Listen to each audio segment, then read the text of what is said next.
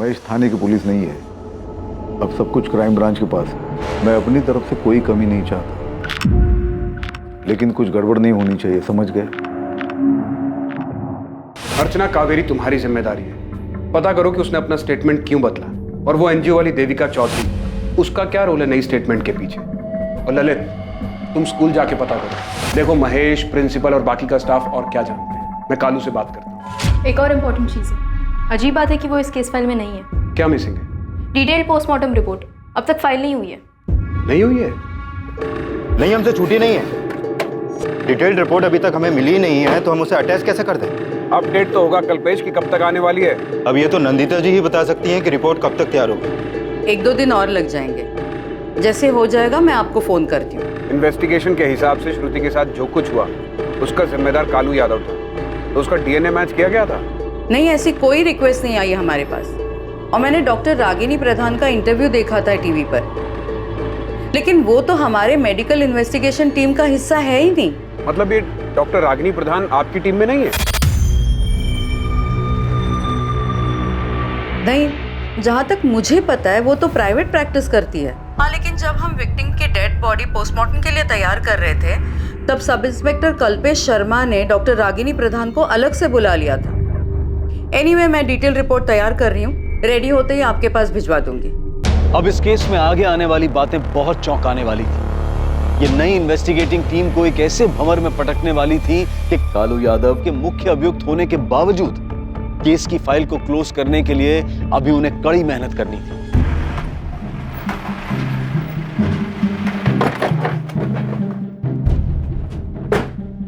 कावेरी में तो हाँ, अर्चना कश्यप, क्राइम ब्रांच से। आपको आपकी बेटी के केस के बारे में दोबारा नई टीम से जांच करवानी थी ना? जी। अब वो जांच हम करेंगे। रमीला यादव। जी।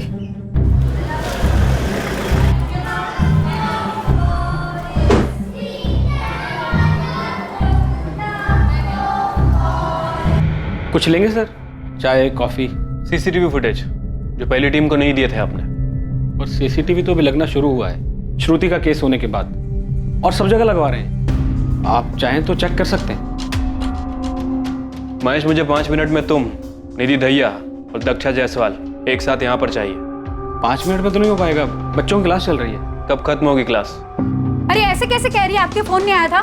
एक सेकंड, ये मेरा फोन देख लीजिए, इसमें आपको वो नंबर मिल जाएगा जिससे फोन आया था। बताया गया था कि मेरी बेटी के साथ जो है उसमें किशन भंडारी का ही हाथ है। इसकी कोई ज़रूरत नहीं है, ये नंबर हमारे पास भी है। फ़ोन पीसीओ से आया था और इसी पीसीओ से हमें भी एक कॉल आया था।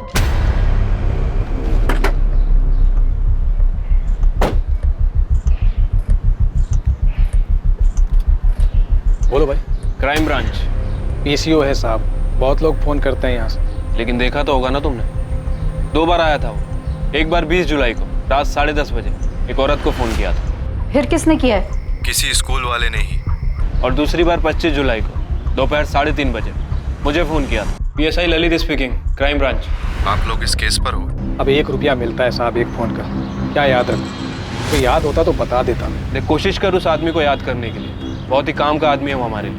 आप मुझे थोड़ा वक्त दीजिए, मैं कोशिश करता हूँ। अगर 2 बार आया है तो हो सकता है मोहल्ले का ही हो, अगर फिर से देखूंगा तो याद आ जाएगा। लेकिन साहब ये भी तो हो सकता है कि बाहर का हो और सिर्फ फ़ोन करने के लिए यहाँ पे आया।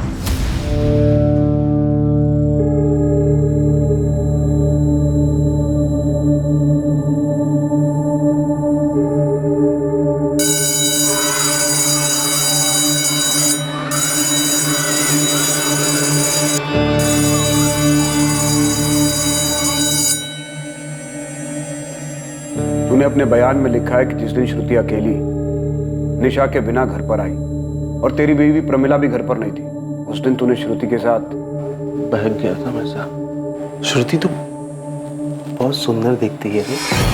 बच्ची को अकेला देखकर संभाल नहीं पाया अपने आप को। ऐसा नहीं करना चाहता था, लेकिन हो गया। गलत किया श्रुति के साथ।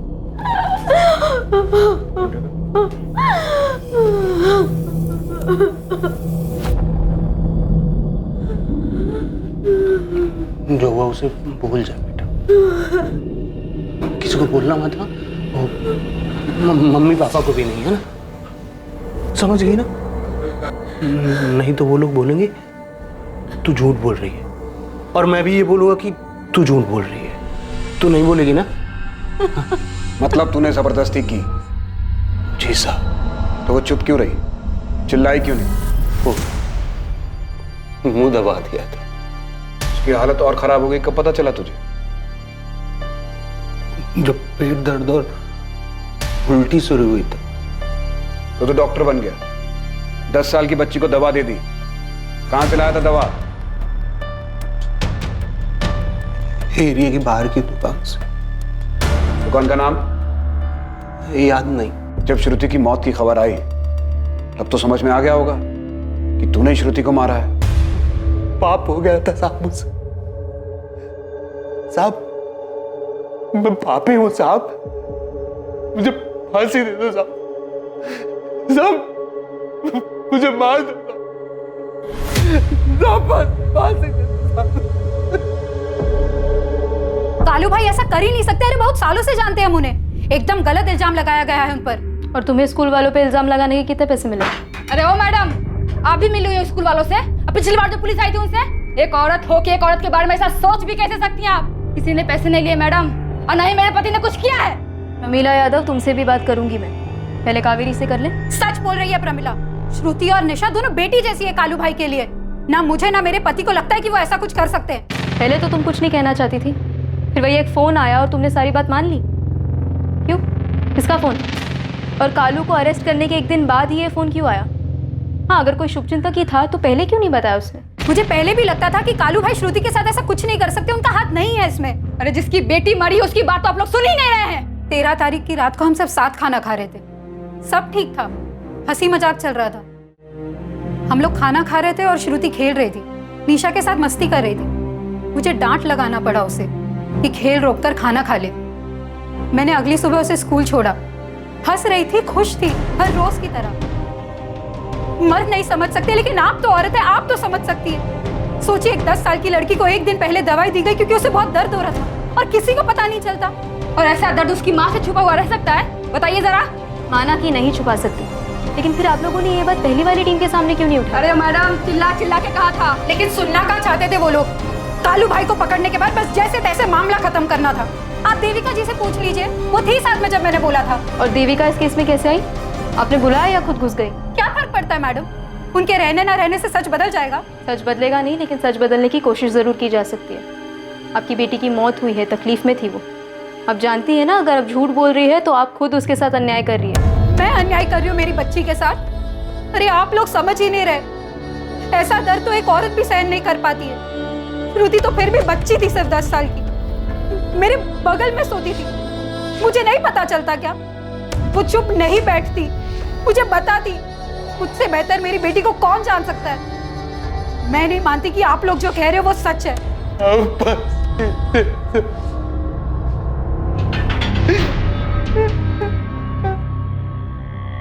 कालू, तू सच बोल रहा है? लड़की चिल्लाई नहीं, किसी से कुछ नहीं कहा, सच कह रहा ना? हाँ साहब, मैं गुनहगार हूँ साहब, हूँ मैं साहब, मुझे मार दो साहब, मुझे फांसी चढ़ा दो साहब, मैंने कर दो साहब। कोई तो सच छुपा रहा है सर, कुछ बड़ा झोले। या तो कावेरी और प्रमिला दोनों भर भर के झूठ बोल रहे हैं, या तो फिर कालू को अपनी बलि देने का शौक चढ़ा है। ऐसा कैसे हो सकता है? दोनों पार्टी के बयान अलग हैं। मतलब साफ है कि दोनों में से कोई तो झूठ बोल रहा है। सर, ये दो बाहुबलियों की वर्चस्व की लड़ाई है। कोई आपसी रंजिश हुई होगी इनकी। अब इससे उनको तो कोई फर्क नहीं पड़ेगा, पर बेचारे ये गरीब लोग जरूर पिस जाएंगे इस पैसों के खेल में। त्यागी सर ने ठीक ही कहा था कि बच्चे की लाश पर रंगमंच सजा रखा है इन लोगों ने। कोशिश बेकार है तुम्हारी जगदीश। मैं जानता हूँ देविका चौधरी तुम्हारे कहने पे मेरी बदनामी कर रही है। लड़की की जान चली गई और तुम्हें अपने नाम की पड़ी है भंडारी। उस लड़की के साथ जो दुष्कर्म हुआ है उसका परिणाम तो भुगतना ही होगा। कानून को अपना काम करने दो। कब तक बचाओगे कानून से? जगदीश, ये कानून की पट्टी किसी नौसिखिए को पढ़ाना। मदन लाल भंडारी नाम है मेरा।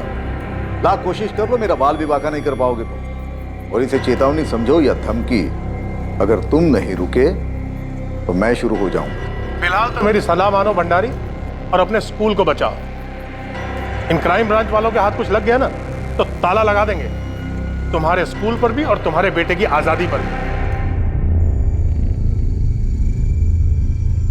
क्यों अस्पताल नहीं गए श्रुति के साथ? मतलब क्या कहना क्या चाहते हैं आप? अरे हमें तो जैसे ही पता चला तुरंत हम उसकी मदद में लग गए थे।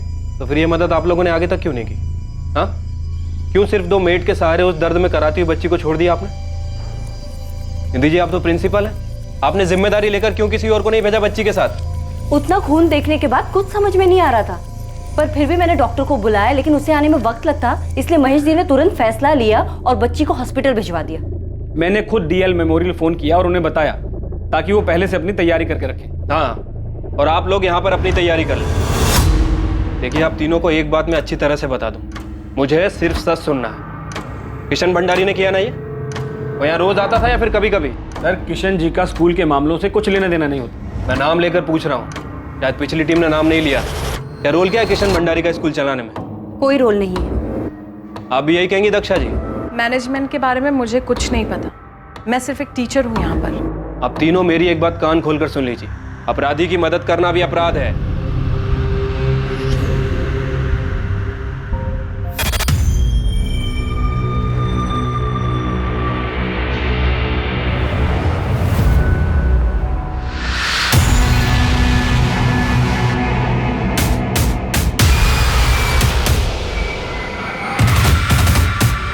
ये झमेला तुम ही देखो महेश, मैं रेजिग्नेशन दे रही हूँ। सोच लीजिए मैडम, ये 2 बाहुबलियों की आपस की लड़ाई है और बेवजह स्कूल को बदनाम किया जा रहा है। आरोपी तो जेल के अंदर है।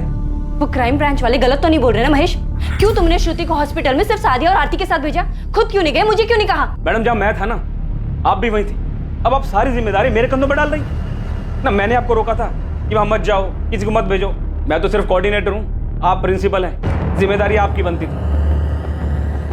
तो अब तहकीकात किस दिशा में करनी है ये भी आप लोग बताएंगे हमें। मैं तो आप लोगों को दिशा दिखाने की कोशिश कर रहा हूं ताकि आप लोग पहले वाली टीम की तरह भटके नहीं। अरे भाई, शुभचिंतक हूं मैं आप लोगों का। बहुत बहुत शुक्रिया जगदीश जी, हमारी चिंता करने के लिए। सर, चल क्या रहा है यहाँ पे? ये मदन लाल फोन करके बोल रहा है कि केस को गलत दिशा में मत ले जाओ। त्यागी ठीक ही कह रहा था, ये री इन्वेस्टिगेशन केस को घुमाने के लिए शुरू करवाया गया है। सब लोग अपना अपना मतलब पूरा करना चाहते हैं। सर, वो एनजीओ वाली देविका भी आई थी अर्चना से मिलने। आप लोगों को बस इतना बताना चाहती हूँ कि भंडारी परिवार काफी कुछ छुपा रहा है। वो हम पता कर लेंगे। उस लड़की को जानबूझकर निशाना बनाया गया मैडम। निशाना बनाया गया? क्यों? गरीबी मैडम, गरीबी। उस लड़की की माँ ने फीस कम करने की रिक्वेस्ट की तो उन लोगों ने ऐसा बदला लिया। क्या बोल रही है आप कि श्रुति को टारगेट किया गया था? इस केस में एक और नया मोड़ आया, लेकिन इसी के साथ पीड़िता की पोस्टमार्टम रिपोर्ट से एक और चौंकाने वाली चीज पता चली। डॉक्टर नंदिता, जिस पर हम काम कर रहे हैं उससे भी कुछ अलग मिला है क्या? अब तक जो भी सामने आया है ये उन सबसे अलग है। ये सुनकर आप शॉक्ड हो जाएंगे। मुझे लगता है ये सारी चीजें जानबूझकर छिपाई गई, केस को दबाने के लिए कवर अप किया गया है। मैं अभी पहुंच रहा हूं। पुरानी टीम कह रही है कि उनको भी नहीं पता था ये। झूठ बोल रहे हैं वो लोग। मैंने जब किशन भंडारी का नाम लिया था तभी बताया था उनको कि मैं फीस कम करवाने के लिए स्कूल गई थी। हम पति पत्नी मिलकर भी इतना ही कमा पाते कि किसी तरह घर चला सके। कोशिश रहती है कि बच्चों को भूखा ना सोने दे। श्रुति के अलावा एक और बेटी है हमारी, 5वीं से, उसे भी यही पढ़ाना है। मैं समझ सकती हूँ कावेरी, लेकिन अगर फीस कम कराने की बात है तो तुम महेश जी से बात कर लो। इस मामले में वही कुछ कर सकते हैं। फैसला तो अनामिका जी करती है, मैं तो सिर्फ रिक्वेस्ट कर सकता हूँ। तो सर जी, आप उनको बताइए ना हमारी हालत के बारे में। ठीक है, मैं बात करता हूँ, लेकिन अगर तुम खुद अनामिका जी से जाकर उनकी कोठी पर बात करो तो ज्यादा बेहतर होगा। मैं गई थी उनके कोठी, लेकिन अनामिका जी नहीं मिली, ये किशन मिला वहाँ। कौन सी क्लास में है? बता श्रुति। 7th स्टैंडर्ड में। ठीक है, मैं देखता हूँ हम क्या कर सकते हैं। बड़ी मेहरबानी होगी साहब, थोड़ा बोझ हल्का हो जाएगा। आप फिक्र मत कीजिए, मैं बात करता हूँ अनामिका से भी और महेश जी से, जो होगा आपको बता देंगे। कितनी कम हुई थी फीस? नहीं हुई, उसके पहले मेरी बच्ची को मार डाला। तुम गई कब थी उनसे बात करने? ये साल शुरू होने के पहले। तुम्हें किशन भंडारी पर ही क्यों शक है? वो फिर आया था तुम्हारी बेटी से मिलने? मेरे सामने तो नहीं मिला, लेकिन मैं जानती हूँ ये उसी ने किया, कालू भाई ने नहीं। क्या मिला आपको डॉक्टर? आपने कहा शॉकिंग है। विक्टिम को सोडोमाइज किया गया था, उसके साथ अस्वाभाविक दुष्कर्म हुआ है। सोडोमाइज्ड? अस्वाभाविक दुष्कर्म? यस।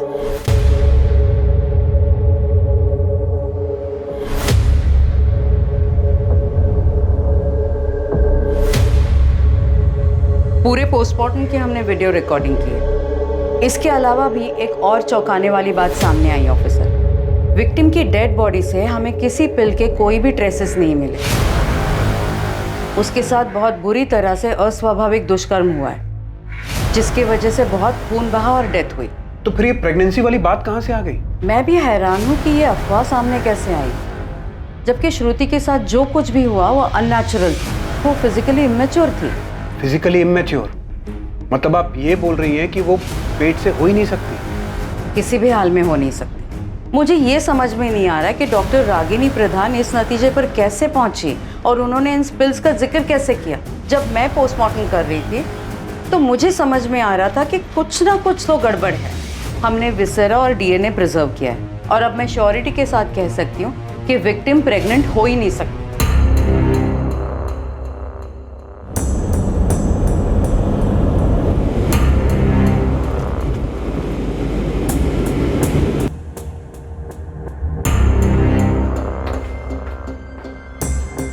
सर, श्रुति की मां कावेरी का कहना है कि वो श्रुति की स्कूल फीस कम करवाने के लिए किशन भंडारी से मिली थी, और वो एनजीओ वाली देविका, उसने भी कहा है कि इसी वजह से श्रुति को टारगेट किया गया था। सर, मैंने एफएसएल ऑफिसर आशीष त्रिवेदी से बात की है। सर, आशीष ने श्रुति प्रेग्नेंट थी ही नहीं। सर, उसकी पोस्टमार्टम रिपोर्ट में सामने आया है कि उसके साथ अस्वाभाविक दुष्कर्म किया गया था, इसीलिए उसे ब्लीडिंग हुई, और वो फिजिकल इमेच्योर थी, इसलिए वो प्रेग्नेंट तो हो ही नहीं सकती थी। लेकिन सर, ये थ्योरी इन्वेस्टिगेशन में कहाँ से आई? अगर ये बात सच है तो फिर अभी तक हम लोग किस पर काम कर रहे थे? सर, अगर ब्लीडिंग अस्वाभाविक दुष्कर्म की वजह से हुई थी तो शायद उसके साथ जो हुआ था वो स्कूल में ही हुआ होगा, और वो भी ब्लीडिंग शुरू होने से थोड़ी देर पहले। बहुत से लोग शामिल हैं इसमें, सबने मिलकर खेला है नाटक। सबसे पहले तो डॉक्टर रागिनी प्रधान से मिलना पड़ेगा, और उस एफएसएल ऑफिसर से भी। कैसे मिले उन्हें टॉयलेट में अंश? कैसे पहुंचे इस थ्योरी पे जो पॉसिबल ही नहीं है? 4 बजे आ जाइए। आप ऐसे अंदर कैसे आ गए? Crime branch. देखिए ऑफिसर, अभी मेरा पेशेंट देखने का आपने 10 साल की बच्ची को प्रेग्नेंट कैसे बताया? क्या बेस था आपके पास? एक्सक्यूज मी ऑफिसर, वहां मुझे पुलिस ने बुलाया था। मैंने वहां बाथरूम में ब्लड के साथ मांस का अंश पड़ा हुआ देखा था। उससे मुझे जो समझ में आया बता दिया। आप वो रिपोर्ट दिखाइए जो आपने सबमिट की थी। रिपोर्ट? कौन सी रिपोर्ट? मैंने कोई रिपोर्ट नहीं दी। मैंने पुलिस से सिर्फ इतना कहा था कि इस बात की संभावना है उस बच्ची को पिल्स दिए गए थे, जिसकी वजह से मांस का टुकड़ा बाहर आ गया था। आपने इतने सेंसिटिव केस में संभावनाओं पे थ्योरी खड़ी कर दी। इसका दोष आप मुझे मत दीजिए ऑफिसर। मैंने सिर्फ पहली नजर में दिखने वाली बात कही थी, ये नहीं कहा था कि ऐसा ही हुआ होगा। हाँ, बल्कि ये जरूर कहा था कि वो लोग पोस्टमार्टम की रिपोर्ट ही मानेंगे, वही काम आएगी। देखिए ऑफिसर, मुझे वहां पुलिस ने बुलाया था और मेरे एक्सपीरियंस से जो मुझे समझ में आया वो मैंने बता दिया। और आपने कभी सोचा है कि आपकी ये रिपोर्ट भी गलत हो सकती है? आपके पोस्टमार्टम के डॉक्टर्स भी बिकाऊ हो सकते हैं। आखिरकार 2 बाहुबलियों के बीच की लड़ाई है, और इससे ज्यादा सवाल अगर आपको पूछने हैं तो अपने डिपार्टमेंट वालों से पूछिए, पिछली टीम के लोगों से पूछिए। ये देखो, जहां से ब्लड सैंपल्स मिले वहां भी कुछ नहीं था। आशीष, मैं उस अंश की बात कर रहा हूँ। टॉयलेट में था वो। नहीं के बराबर था वो। हमें जहां पर बताया गया था हमने हर जगह पर चेक किया, क्लासरूम, टॉयलेट और जहां पर भी खून था।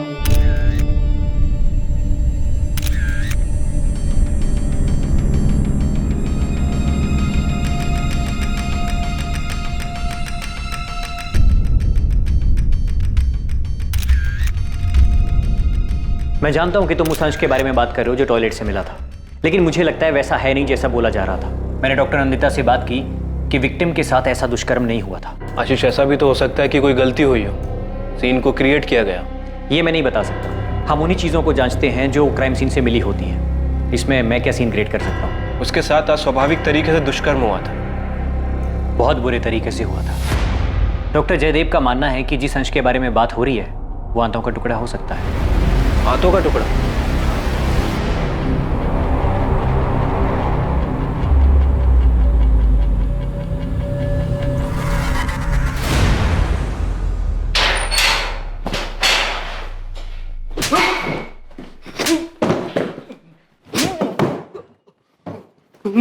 सच उगलवाने के लिए मैंने बहुत क्रिमिनल्स की हड्डी तोड़ी है, लेकिन पहली बार झूठा इल्जाम अपने सर पर लेने वाले को पीट रहा हूं मैं।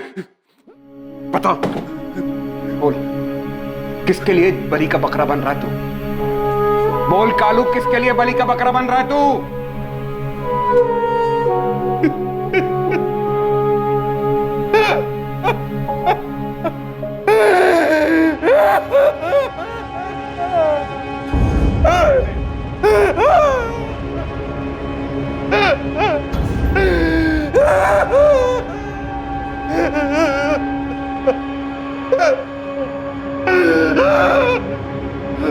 पानी पी।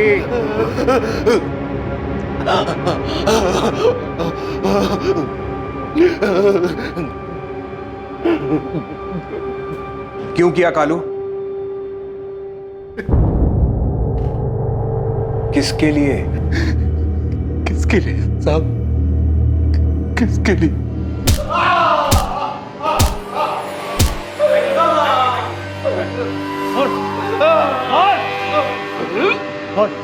तूने किया ना रेप? हाँ? तूने किया ना?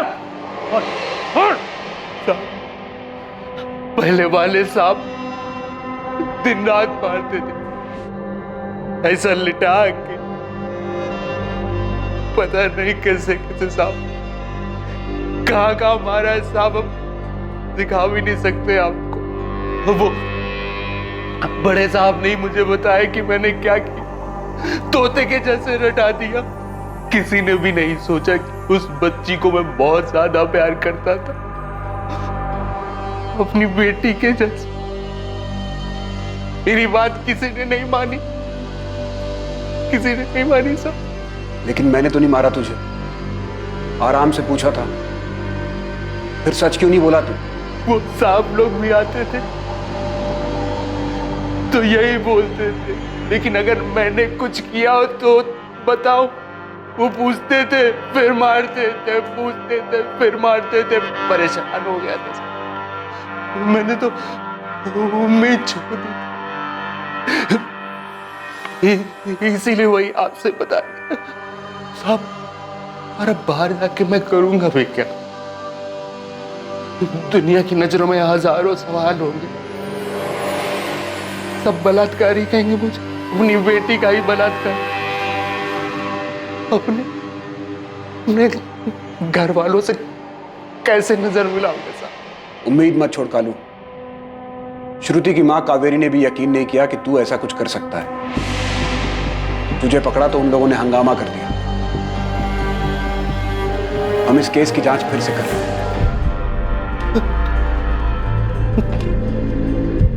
तो आप लोग मुझे बचा लेंगे? तुझे तुरंत तो नहीं छुड़वा सकता, क्योंकि चार्जशीट में तेरा इकरारनामा है, लेकिन इतना भरोसा रख कि अब कोई तेरा बाल भी बांका नहीं कर पाएगा। ललित, पूरी भंडारी फैमिली, सारे स्कूल स्टाफ को उठा लो, प्रिंसिपल, टीचर्स, कोऑर्डिनेटर, कोई नहीं छूटना चाहिए। डीएसपी सर के ऑर्डर्स हैं हमारे पास, कोई प्यार से न माने तो घसीट कर ले आना सबको। और अर्चना, 2 घंटे के अंदर तुम्हें स्कूल को सील करने का ऑर्डर मजिस्ट्रेट के ऑफिस से मिलेगा। सबसे पहले हमें स्कूल को अच्छे से छानना होगा। ठीक है सर। सर, श्रुति के बगल में बैठने वाली लड़की प्रिया, उसे बुला लूं? सर, उसी ने हमें बताया था कि श्रुति क्लास से बाहर गई थी। पेरेंट्स के साथ बुलाओ उसको, बात करते हैं, देखते हैं क्या बताया था उसने पहली टीम को।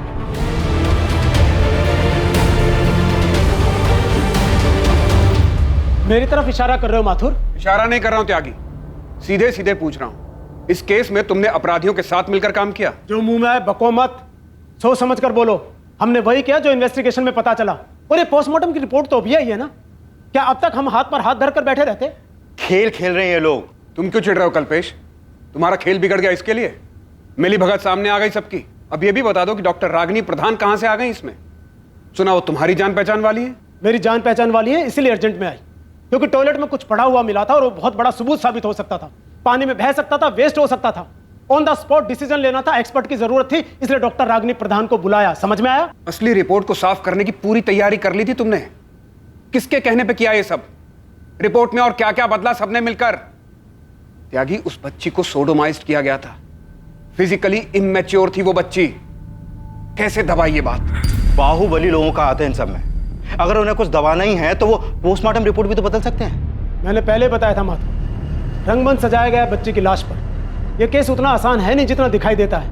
आग का कुआं है, जितनी गहराई में उतरोगे उतने जलोगे। बचोगे तो तुम भी नहीं त्यागी, क्योंकि तुम भी इसी रंगमंच का हिस्सा हो। सच्चाई को तो मैं खोद निकालूंगा, चाहे तुमने उसे कितने ही गहरे में क्यों ना दबा के रखा हो। और एक रिपोर्ट और बनेगी कि कैसे वर्दी पहन के तुम लोग अपराधियों के साथ जाकर मिल गए। ठीक है, हमने अपना काम किया, तुम अपना काम करो। लेकिन एक बात याद रखना, हम और तुम उन लोगों में से नहीं हैं। हम लकीर के इस तरफ हैं। नहीं त्यागी, मैं तुम्हारे हम में शामिल नहीं, मैं तुम्हारी तरफ नहीं।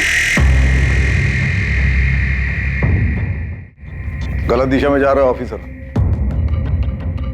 गलती कर रहे हो तुम। गलती तो अब सुधारिए भंडारी जी। अब समझ में आया कि आपने केस को किस दिशा में भटकाया था। सर मेरी बात सुनिए। आप लोग जगदीश पाल के बहकावे में आ रहे हैं। वही मास्टरमाइंड है इस सब फसाद का। पता कीजिए आप, वो पोस्टमार्टम रिपोर्ट में उसी ने हेराफेरी करवाया। वो सब हम पता कर लेंगे, लेकिन अभी तू बताएगा कि तूने क्या हेराफेरी की है। चल।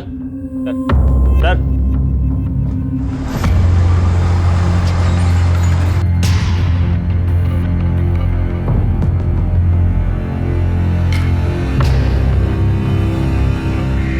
आपकी बच्ची की मौत का इस्तेमाल कर रहे हैं लोग कावेरी जी।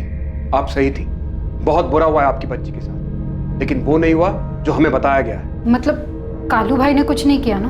नहीं, स्कूल में से किसी ने किया है। किसने? किशन भंडारी ने किया।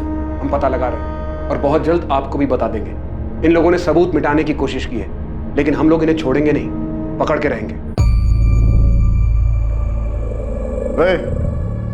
कुमार साहब को बोलो और भी काम है हमें। जो भी बात करनी है जल्दी करो। सुना नहीं क्या तुमने?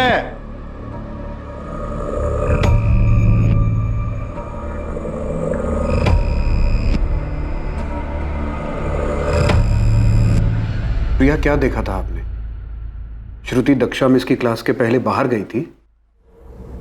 कहाँ गई थी बेटा? पता नहीं अंकल, मैं क्लास में थी, लेकिन मुझे लगा उसको किसी ने बुलाया था।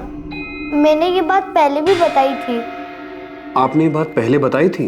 वो जो दूसरे पुलिस वाले अंकल है ना, उनको। श्रुति को किसने बुलाया था ये देखा तुमने?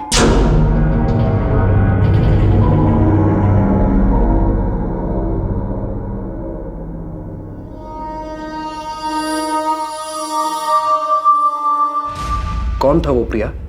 किसने बुलाया था? किशन भंडारी था? तुम किशन भंडारी को जानती हो ना? नहीं, पर मैंने देखा नहीं कि उसे किसने बुलाया था। डरो मत बेटा, हम जानते हैं वो कोई स्कूल वाला ही था, है ना? कौन था वो? पता नहीं अंकल, पर मैंने सच्ची में नहीं देखा।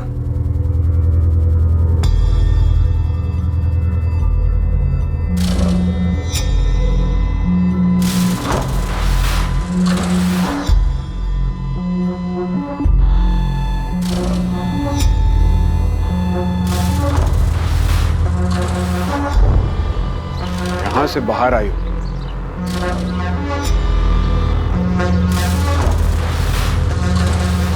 सर, इस तरफ तो क्लासरूम्स है, बहुत ज्यादा बच्चे होंगे। हो सकता है कि इस तरफ गई हो।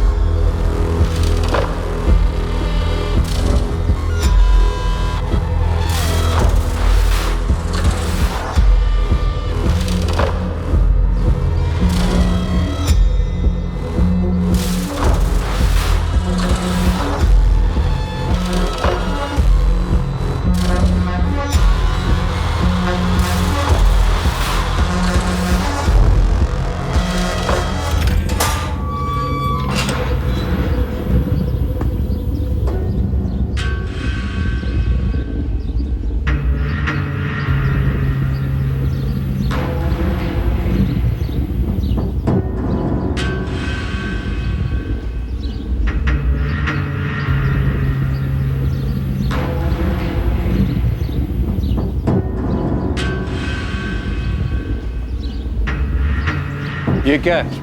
साहब स्टोर रूम है। ताला क्यों लगा स्टोर रूम में? साहब चाबी हमारे पास नहीं। जल्दी लेकर आओ।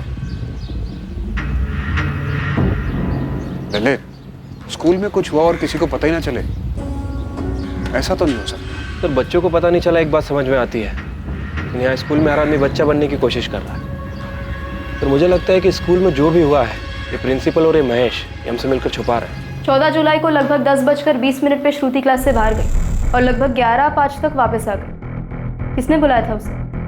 किशन भंडारी ने या आप में से किसी एक ने निधि ली? मैडम हम कुछ नहीं जानते। किशन जी का स्कूल के मामलों से कुछ लेना देना नहीं, तो वो स्कूल क्यों आएंगे? तुमसे पूछा मैंने, तुम्हारी शक्ल से ही झूठ टपक रहा है, तुम चुप रहो। निधि जी आप बताइए, क्या वो किशन था? मुझे नहीं पता, मैं अपने ऑफिस में थी, अगर वो आया भी होगा तो मुझसे नहीं मिला। आपसे मिला नहीं है? आप अपनी नौकरी बचाने के लिए उससे बचा रही हैं? अरे नहीं चाहिए ऐसी नौकरी, वैसे मैं ये नौकरी छोड़ रही थी, परेशान हो गई जवाब देते देते। बच्ची की जान चली गई, आपके स्कूल में सोडोमाइज किया गया उसे, और आप परेशान हो रही है जवाब देते देते। क्यों? क्योंकि आपसे स्कूल मालिक के फैमिली के बारे में पूछा जा रहा है? क्योंकि मुझे सच में नहीं पता, लेकिन शायद इस महेश को पता है, कुछ छुपा रहा है। मैंने इससे पहले भी कहा कि अगर कुछ भी पता है तो बता दे, लेकिन कुछ बता ही नहीं रहा है। मुझे समझ नहीं आ रहा कि मुझे क्यों घसीटा जा रहा है इस सब में। अरे जो कुछ हुआ ही नहीं तो कैसे बोल दूं? मैडम उस दिन किशन जी स्कूल आए ही नहीं थे। किशन नहीं तो कौन था? क्या वो तुम थे? तुमने बुलाया था श्रुति को क्लास से? अरे कैसी बातें कर रही हैं आप? मैं उस छोटी बच्ची के साथ ये सब करूंगा? उसके पड़ोसी कालू का काम है ये, और पहले वाली पुलिस उसे पकड़ भी चुकी है। पता नहीं अब आप लोग उसे बचाने की कोशिश क्यों कर रहे हैं?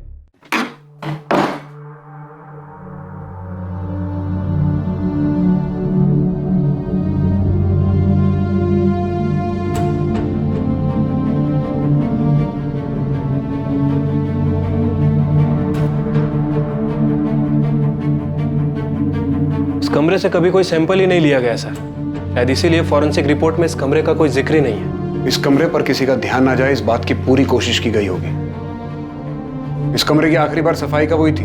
14 जुलाई को, लड़की को हॉस्पिटल भेजने के बाद। साहब मुझे कुछ नहीं पता, मैंने इस कमरे को नहीं साफ किया है। तो फिर किसने की थी? पता नहीं साहब, यहाँ ताला लगा हुआ था। जो अब तेरी जबान पे लगा है। देख हरी, हम जानते तुझे सब पता है। उस बच्ची को इसी कमरे में लाया गया था ना? मैं सच बोल रहा हूँ साहब, मुझे कुछ नहीं पता है, मेरा यकीन कीजिए साहब।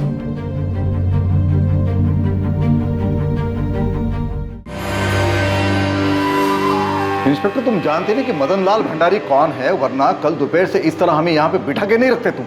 जब तक तुम सच नहीं बता देते तुम यहाँ से बाहर नहीं जाओगे मदन लाल। किशन तुमने किया ना उस बच्ची के साथ? और ये भी बताना कि तुम लोगों ने मिलकर कैसे सब कुछ मैनेज किया। हमारा दिमाग तो सही है इंस्पेक्टर। किशन लाल भंडारी, उस बच्चे को कहाँ बुलाया तूने? स्टोर रूम में ना? क्यों फर्जी कहानी बना रहे हैं आप लोग? हाँ, मेरे पापा का नाम खराब करने के लिए, मुझे फंसाने के लिए?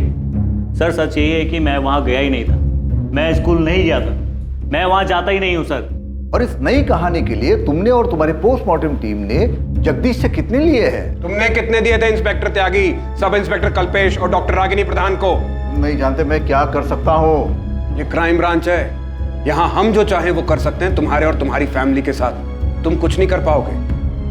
नामिका भंडारी, माना किशन भाई है तुम्हारा, लेकिन इसने 10 साल की छोटी सी बच्ची के साथ हैवान जैसा सलूक किया है। फिर क्यों बचा रही है इसे? कुछ नहीं किया है मेरे भाई ने। इंस्पेक्टर तुम जब तक तुमसे ना पूछूं चुप रहो।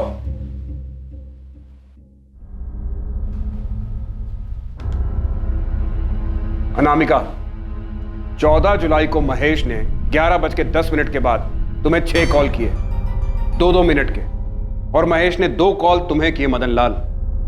11:10 से 11:35, यानी इस 25 मिनट के बीच में तुम लोगों को 8 बार कॉल किए। क्यों? ये इंसिडेंट हमारे स्कूल में हुआ, इमरजेंसी सिचुएशन थी, और किसी कॉल करते? मैं भी नहीं बता रहा। इमरजेंसी तो थी, किशन की गंदगी जो समेटनी थी तुम लोगों को।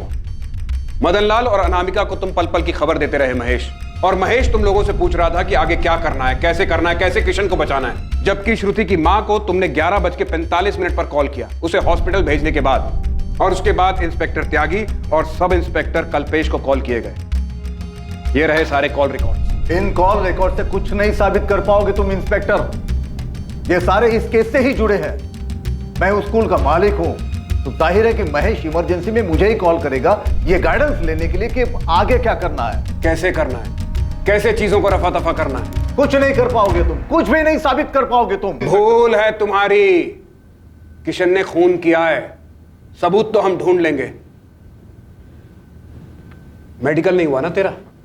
चल तेरा मेडिकल करवाते हैं, देखते हैं अब कैसे बचेगा तू। तो बेवजह टाइम वेस्ट कर रहे हैं आप लोग। इन सब का अरेस्ट पुलिस डायरी में नोट कर लेना, ताकि रिकॉर्ड रहे कि एक्शन हुआ था।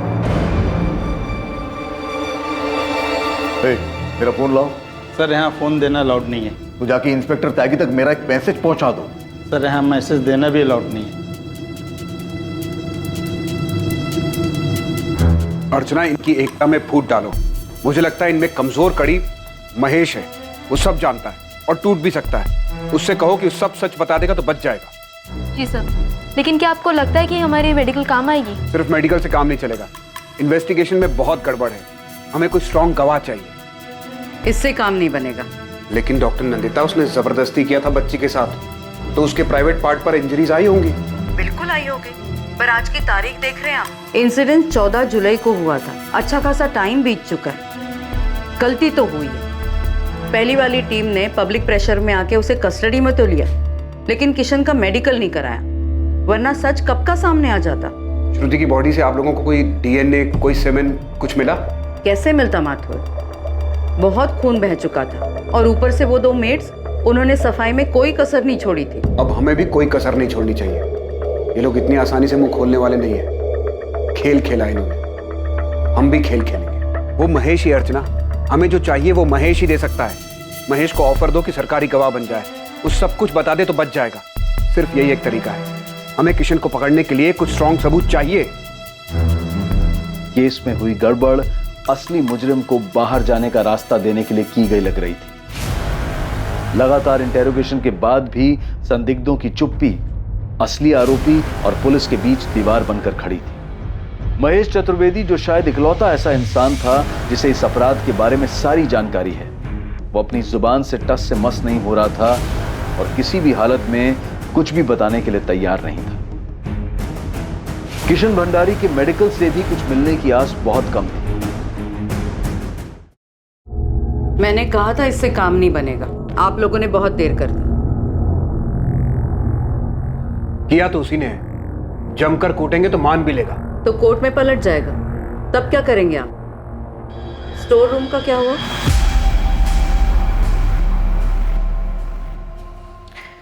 कहाँ से लेकर आऊं मैं कुछ ललित? बहुत देर हो गई है, कुछ नहीं मिलेगा। कोशिश करो आशीष, जो भी हुआ इसी कमरे में हुआ है। हुआ होगा, लेकिन कोई हमें यहाँ लेकर नहीं आया, वरना सफाई होने के बाद भी मैं कुछ न कुछ तो निकाल ही लेता। लेकिन अब कुछ नहीं हो सकता।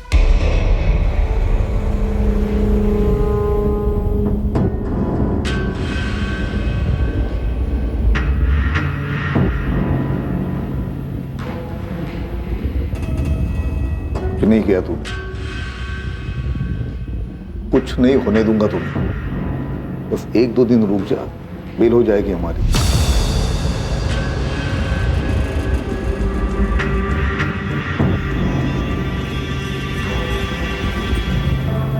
सर, कल रात भी उस महेश की पलक को एक बार भी झपकने नहीं दिया, लेकिन अभी तक कुछ बोला नहीं है उसने। स्टोर रूम से कुछ नहीं मिला? नहीं सर, फॉरेंसिक ने 6 घंटे मेहनत की, लेकिन। और उस फोन पर इंफॉर्मेशन देने वाले का, जिसने हमें और कावेरी को कॉल किया था? पीसी वाले मुस्ताक को फॉलो अप कर रहा हूं मैं। मैम, अगर किशन स्कूल आया भी होगा तो मैंने उसे नहीं देखा। मुझे पता है इस सब में महेश शामिल है। श्रुति की माँ फीस कम करवाने के लिए अनामिका के पास गई, लेकिन मिल गया उसे किशन। तभी से उसके मन में शैतान घुस गया होगा।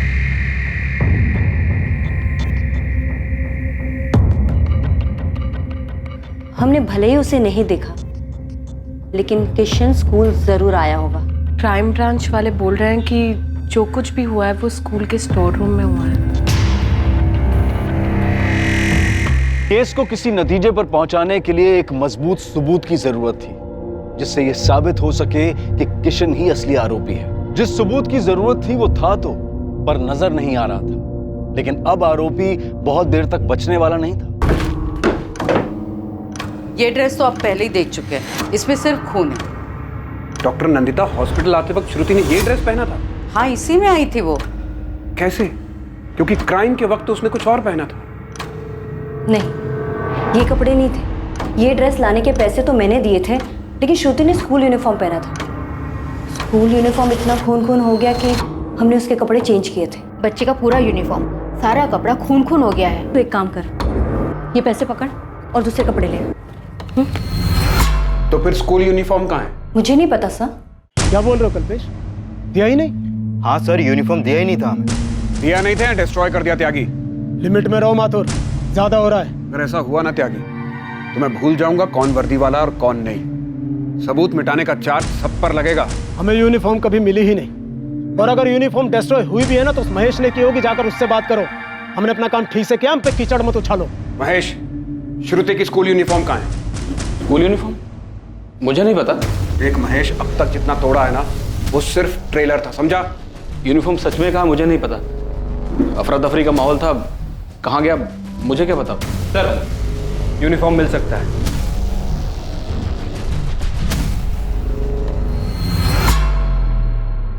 आरती और साद्या, श्रुति के कपड़े तुम दोनों ने बदले थे ना? हाँ, हमने ही बदले थे। स्कूल यूनिफॉर्म पहना था उसने। अभी कहाँ पर है वो? सर, श्रुति का बैग और यूनिफॉर्म स्कूल में ही था।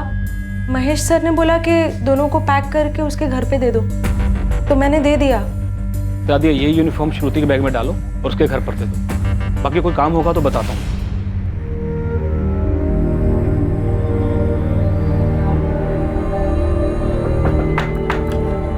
कावेरी बहन,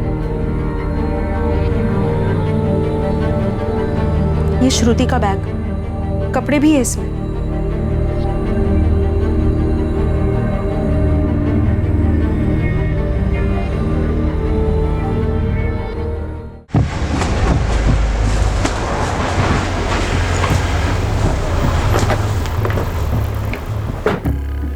यूनिफॉर्म मिला कावेरी? हाँ मिला। यूनिफॉर्म साफ तो नहीं किया ना तुमने? नहीं मैडम, जैसा मिला था वैसे ही अलमारी के ऊपर रख दिया ताकि दिखाई ना दे। इसे देखने की हिम्मत नहीं तो साफ क्या करते। सही क्या कावेरी? खून तो सूखा ही था, लेकिन अगर इसमें सीमन गिरा है तो मुझ पे छोड़ दो, मैं डीएनए निकाल कर आपको दे दूंगी। डू इट नंदिता, जो हो सके वो करो।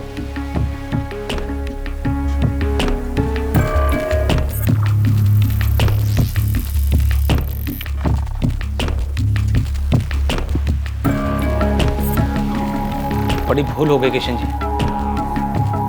बस उम्मीद करो कि उन्हें यूनिफॉर्म पे कुछ ना मिले।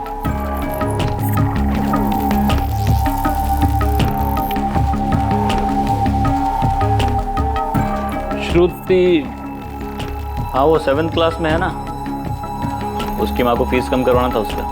हाँ जानता हूँ। हाँ तो लेके आ उसको, मैं बात करता हूँ। ठीक है, बुलाता हूँ। हाँ ऐसे नहीं, स्टोर रूम में लेके आ।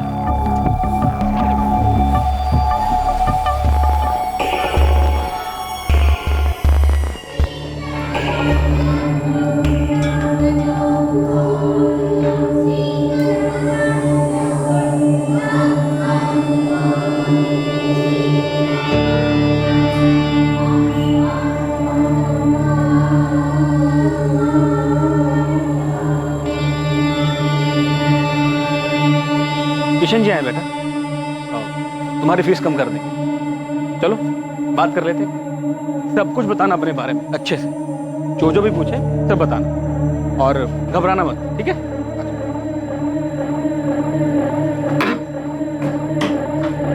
चलो। Good morning sir. Good morning, कैसी हो तुम? मैं ठीक हूँ सर। आओ।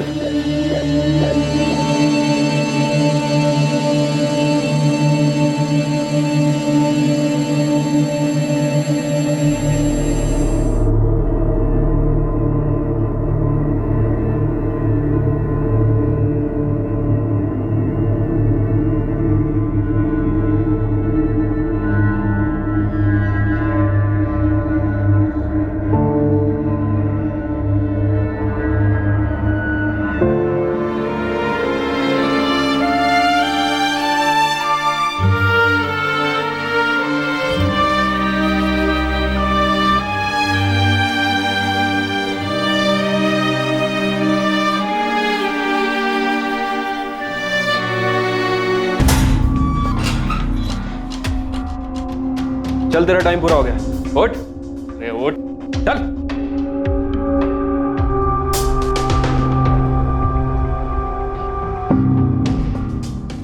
तुम्हारा एविडेंस मेरे हाथ में है माथुर। मैच हो गया? हाँ मैच हो गया। श्रुति के कपड़ों से जो सीमन मिला था वो किशन भंडारी के डीएनए से मैच हो गया।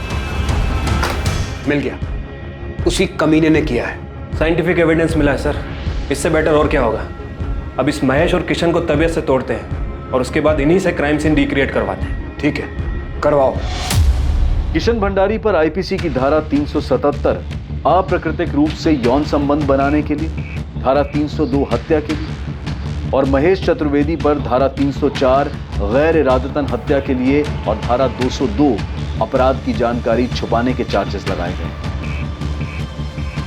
किशन भंडारी के पिता मोहनलाल भंडारी पर आईपीसी की धारा 109 अपराध करने को उकसाने के लिए और धारा 201 सबूतों से छेड़छाड़ के चार्जेस लगाए गए। पुलिस की पहली जांच टीम को सस्पेंड कर दिया गया और अपना कर्तव्य सही तरह से ना निभाने के कारण उनके खिलाफ जांच के आदेश दिए गए। कालू यादव को उस पर लगे सभी आरोपों से बाइज्जत बरी कर दिया गया।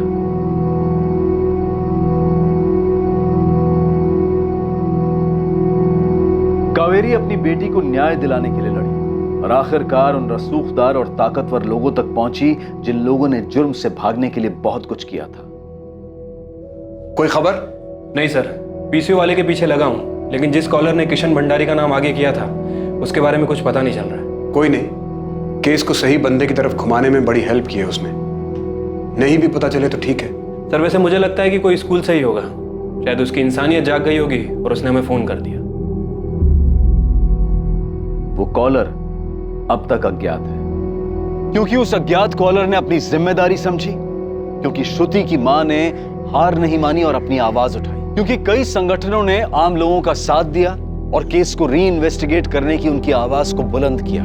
नतीजा यह हुआ कि कानून की पकड़ से दूर जा रहे और सबूतों को मिटा चुके असली अपराधी पकड़े गए, वरना इस केस में एक गरीब निर्दोष की बलि चढ़ाने की पूरी तैयारी कर ली गई थी। हम उस इन्वेस्टिगेटिंग टीम की सराहना करते हैं जो इतनी बाधाओं से लड़ते हुए मामले की गहराई तक गई और असली आरोपियों को पकड़ने में सफल रही। हमारा सिस्टम ऐसे ही समर्पित और निष्ठावान लोगों के प्रतिबद्ध और सतर्क रहने से चलता है। अब मैं अनूप सोनी आपसे विदा लेता हूं। कल रात 11 बजे आपसे फिर मुलाकात होगी एक और नए केस के साथ। और याद रखिए, क्राइम और आपके बीच में सिर्फ इतना फर्क है कि आप कितने सतर्क हैं। सतर्क रहें, सुरक्षित रहें। जय।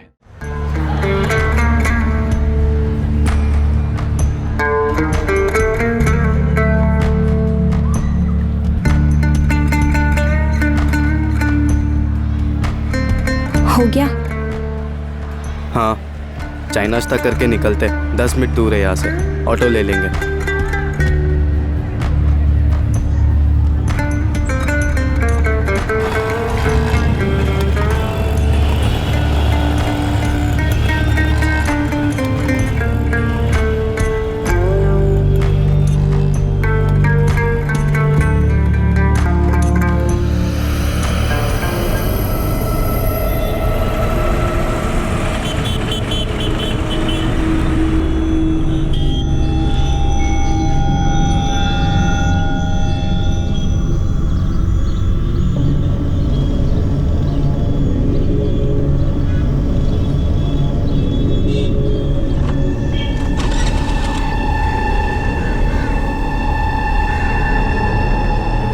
लाइसेंस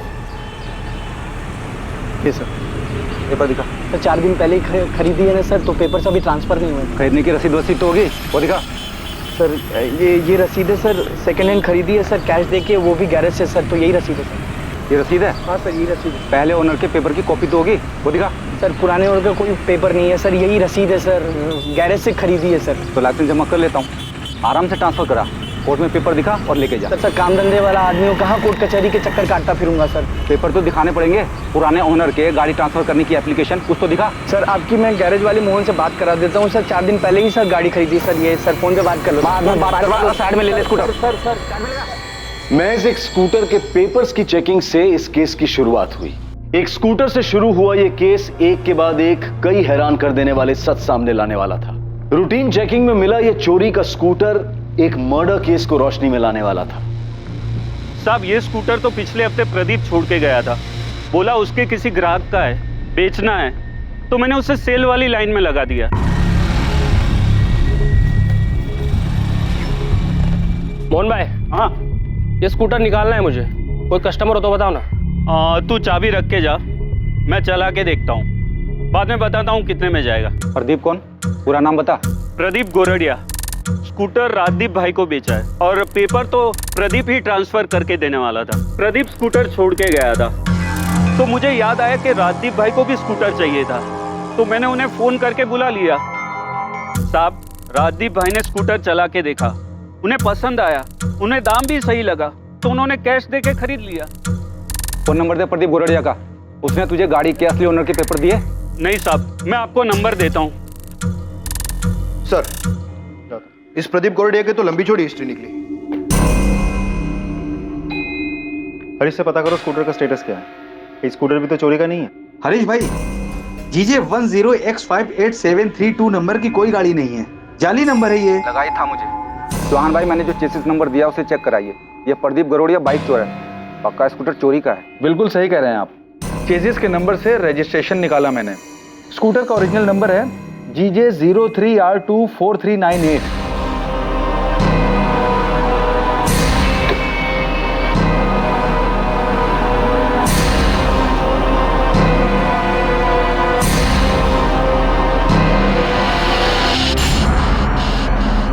आप जो नंबर बता रहे हैं GJ 03R24398, ये स्कूटर किसके नाम पर रजिस्टर है? सोनल पटेल। और हाँ, इसमें ऑनर का एड्रेस भी लिखा हुआ है, वृंदावन कॉलोनी का एड्रेस है।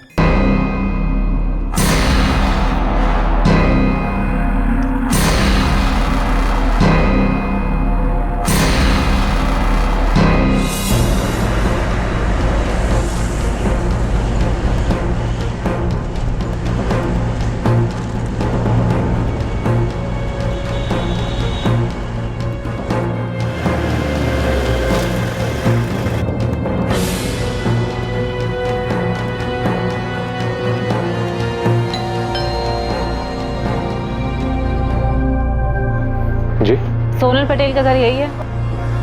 हाँ, छोटी बहन है मेरी। उसका स्कूटर चोरी हुआ है, पर चोरी की रिपोर्ट हमें कहीं नहीं मिली।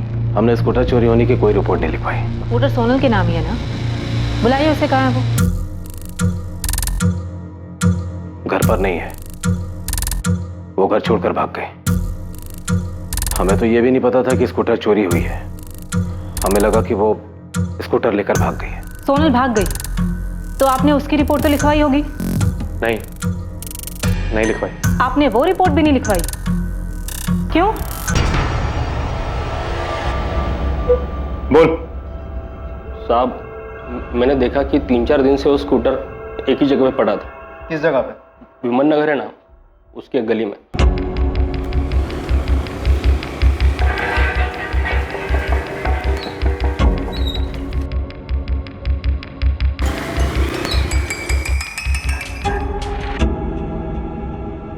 साहब, 3 दिन बराबर से जाके चेक किया मैंने, स्कूटर वहीं पे खड़ा था। फिर मैं समझ गया कि ये सोसाइटी में किसी का नहीं है, फिर उठा लिया साहब और नंबर प्लेट चेंज करके बेच दिया मैंने। वो स्कूटर सोनल पटेल का है, 20 साल की लड़की है जो घर से भागी है।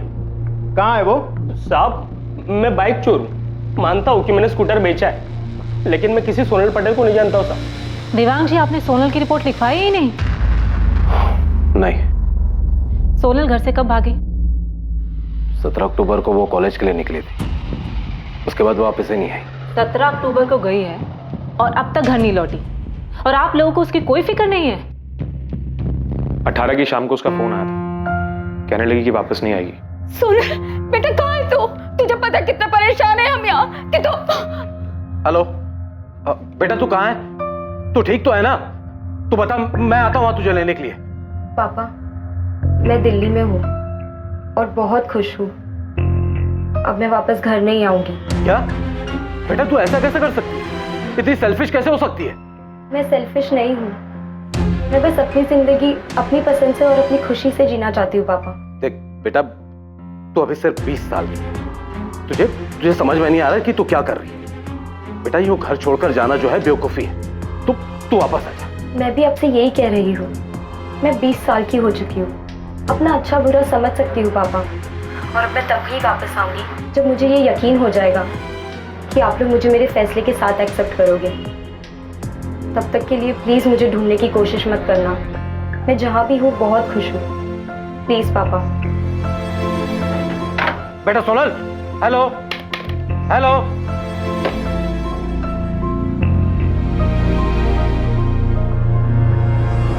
वो अपनी मर्जी से घर से भागी थी, वो खुश थे, तो क्या करते हैं? जबरदस्ती अपनी बेटी को घर वापस लेकर आते हैं, जबकि ये फैसला उसका खुद का था घर से भागने का। वो अपने मन की करके खुश है और हम यहाँ सुरेश भाई और उनके परिवार वालों के सामने सर झुकाए बस माफी मांग रहे हैं। वे पिछले महीने 12 सितंबर को उसकी सगाई हुई थी अजय के साथ।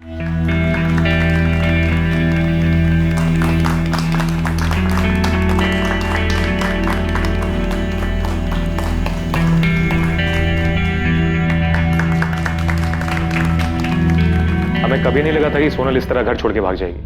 हमें तो ये भी नहीं पता था कि वो स्कूटर लेके गई है या स्कूटर छोड़ के गई। स्कूटर तो हमें मिल गया पर सोनल नहीं। सोनल के घर से भाग जाने की कोई खास वजह? देखिए, सोनल की एंगेजमेंट हो चुकी थी तो जाहिर सी बात है कि वो इस रिश्ते से खुश नहीं थी। सोनल का कोई बॉयफ्रेंड? जयेश परमार नाम का कोई लड़का है। पता नहीं आजकल के बच्चों को हो क्या गया है, वो इतने स्वार्थी हो गया कि उन्हें अपनी मनमानी, अपनी मनमर्जी के अलावा कुछ दिखाई नहीं देता। स्कूटर कहां से मिला आपको? पेपर चेकिंग में पकड़ा गया। बाइक चोर ने नंबर प्लेट बदल के उसे बेच दिया था। वैसे अगर स्कूटर की कंप्लेन लिखानी है तो मैं लिखा देता हूँ।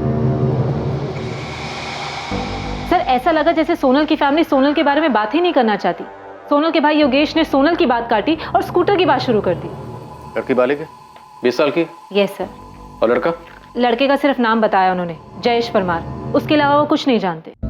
जाहिर है लड़का भी बालिग ही होगा, दोनों की लव स्टोरी भी होगी और अफेयर चल रहा होगा। Yes sir. सर, जिस तरह सोनल स्कूटर छोड़ के गई है, घर वालों ने कोई कंप्लेंट तक नहीं लिखवाई। पारुल, तुम्हें इसमें कुछ अटपटा लग रहा है? Yes sir. मुझे सोनल की फैमिली का बिहेवियर बहुत अजीब लगा। सर, हमें पता तो लगाना चाहिए। ठीक है, पता लगाओ लड़का कौन है। देखिए, मैंने आपको पहले भी बताया था कि हमें सिर्फ उसका नाम पता है, जयेश परमार। ना उसे कभी देखा है ना कभी उससे मिले हैं। देवांग जी, आपको कुछ तो पता होगा नाम के अलावा कि जयेश कहाँ रहता है, सोनल उससे कहाँ मिली, कब मिली? नहीं, हमें तो उस लड़के के बारे में तब पता चला जब एंगेजमेंट के बाद सोनल ने अपनी भाभी प्रिया को उस लड़के के बारे में बताया। सोनल, कौन है ये जयेश और अचानक कहाँ से आ गया? अचानक नहीं आया भाभी, 1 साल से जानती हूँ जयेश को, प्यार करती हूँ उससे। भाभी, मैं अजय से नहीं, जयेश से शादी करना चाहती हूँ। सोनल, तुझे पता है ना तेरी सगाई हो चुकी है, और अगर ऐसा कुछ था तो तूने सगाई से पहले क्यों नहीं बताया? भाभी प्लीज, मैं किसी ऐसे इंसान से शादी नहीं करना चाहती जिसके साथ मैं कभी खुश नहीं रह पाऊंगी। भाभी प्लीज, आप ही मेरी मदद कर सकती हो। सोनल, मुझे नहीं जानना ये जयेश परमार है कौन। दिमाग ठीक है तेरा? सगाई हो चुकी है तेरी और दिसंबर में शादी की डेट भी फिक्स हो गई है। बेटा, अजय हमारी बिरादरी का, हमारी बराबरी का है। तुझे क्यों लगता है तू वहां खुश नहीं रहेगी? बेटा, राजकोट में 2 बंगले हैं उनके, मुंबई में भी घर है, खूब पैसा है उनके पास। बहुत खुश रहेगी तू वहां बेटा। माँ, पापा एक बार सोनल की बात सुन क्यों नहीं लेते? या मुझे कुछ नहीं सुनना।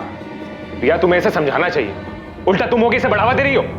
भैया, पापा, अभी सगाई हुई है, शादी तो नहीं हुई है ना। आप प्लीज एक बार जयेश से मिल तो लो। मुझे किसी से नहीं मिलना।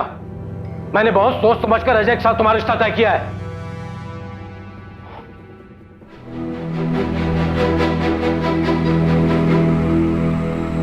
बेटा, मैं बाप हूं तुम्हारा। अरे तुम्हारा बुरा नहीं चाहूंगा। जयेश वैस जो भी है ना, सब भूल जाओ और इतना याद रखो कि अजय तुम्हारा होने वाला पति है। देख बेटा, राजकोट में हमारी और अजय की पापा की इज्जत है, नाम है। अरे क्या कुछ नहीं सोचा तेरी शादी के लिए? अरे इतने धूमधाम से शादी करेंगे कि पूरा शहर देखता रह जाएगा। तो फालतू की बातें सोचना बंद कर और शादी की तैयारी कर। संभालो इसे। हमें लगा वो समझ गई, उसे इस शादी से कोई प्रॉब्लम नहीं है।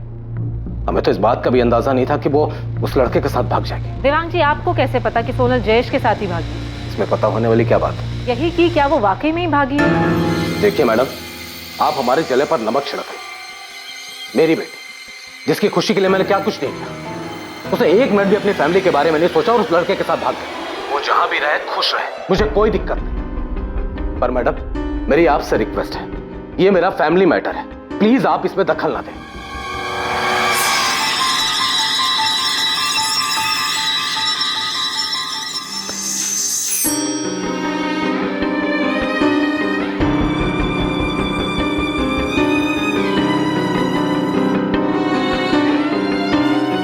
शरद, अभी मत जा, सेठ का मूड ठीक नहीं है। सर कुछ तो गड़बड़ है। सोनल के पापा का बिहेवियर मुझे बहुत अजीब लगा। पारुल, मैं खबरियों को देवांग पटेल के पीछे लगाता हूँ। तुम सोनल की भाभी प्रिया से बात करो, पता करो कि उन्हें कैसे पता कि सोनल जयेश के साथ भागी है, और ये भी पता करो कि सोनल कौन से कॉलेज में पढ़ती है। ठीक है सर।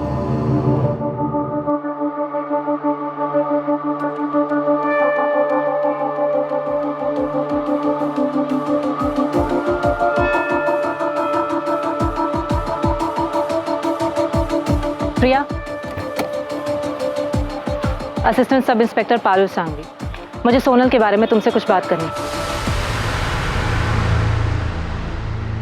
हाँ मैम, सोनल जयेश के साथ ही भागी है। प्रिया, तुम्हारी पूरी फैमिली को कैसे पता कि सोनल जयेश के साथ ही भागी है, जबकि तुम्हारी फैमिली ये नहीं जानती कि जयेश कौन है, कहाँ से है? योगेश ने सोनल के कॉलेज के दोस्तों से बात की थी, शिल्पा और नताशा। तुम्हें सच में जयेश के बारे में कुछ नहीं पता? तुम्हारे पति या ससुर ने सोनल के साथ कुछ किया? नहीं मैम, मुझे नहीं पता। सोनल कौन से कॉलेज में पढ़ती है?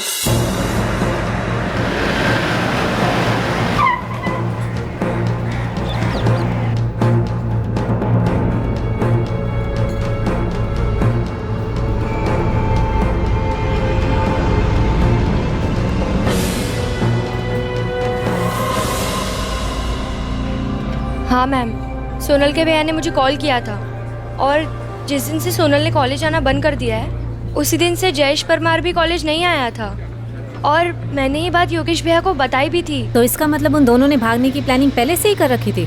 वो तो पता नहीं मैम, लेकिन सोनल ने तो हमें ऐसा कुछ बताया नहीं था। ये जयेश कहाँ पे रहता है? मैम ऐसे तो वो हॉस्टल में रहता है, लेकिन ओरिजिनली वो मोरबी से है। ये क्या बदतमीजी है? कौन हो तुम? शमशेर, पुलिस का आदमी, तुमसे बात करनी है। भाई मैं देवांग सेठ के ऑफिस में सिर्फ असिस्टेंट अकाउंटेंट, उनके घर में क्या चल रहा है क्या नहीं मुझे कुछ नहीं पता। घर के लोग तो ऑफिस में आते ही होंगे और आते जाते तुमने देखा ही होगा। देखो महेश भाई, अगर तुम्हें पता है और पुलिस को बाद में पता चला कि तुमने बताया नहीं, ये तुम पे ही भारी पड़ने वाला है। अरे पर मैं सोनल के बारे में कुछ नहीं जानता। हाँ इतना बता सकता हूँ कि जिस दिन वो गायब हुई थी उस दिन ऑफिस में बहुत बड़ा हंगामा हुआ था। कैसा हंगामा? पैसों को लेकर। मतलब? उस दिन सेठ जी के कैबिन से 10 लाख रुपए गायब हुए थे। दिखा भाई, वो 10 लाख किधर है? आपके केबिन में, ड्रॉर में। किधर रखे दिखाओ।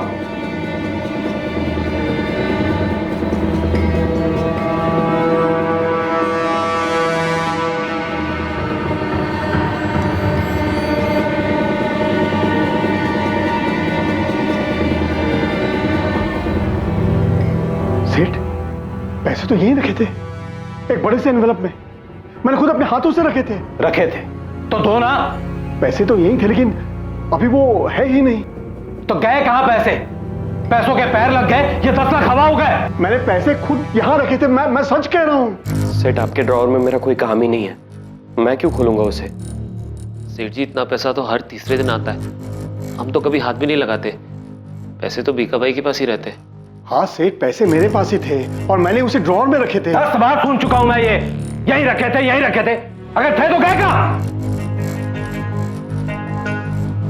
सेठ वो क्या? 1:30 बजे सोनल बिटिया यहाँ आई थी, आपके केबिन में गई थी। सोनल? हाँ बीका भाई सही कह रहे हैं, मैंने 2:30 बजे सोनल को आपके कैबिन से निकलते देखा था।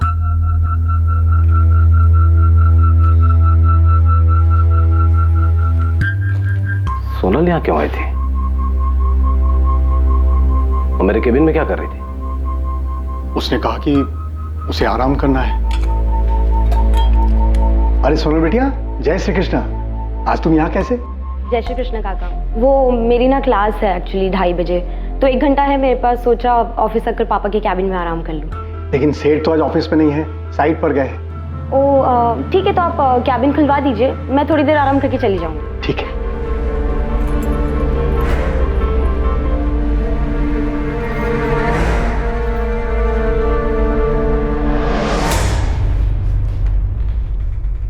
उसके लिए मैंने केबिन खोल दिया और फिर अपने काम में लग गया।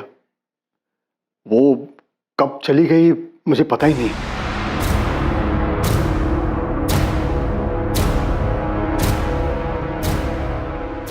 આપ જે નંબરનો સંપર્ક કરવા માંગો છો એ ઉપલબ્ધ નથી।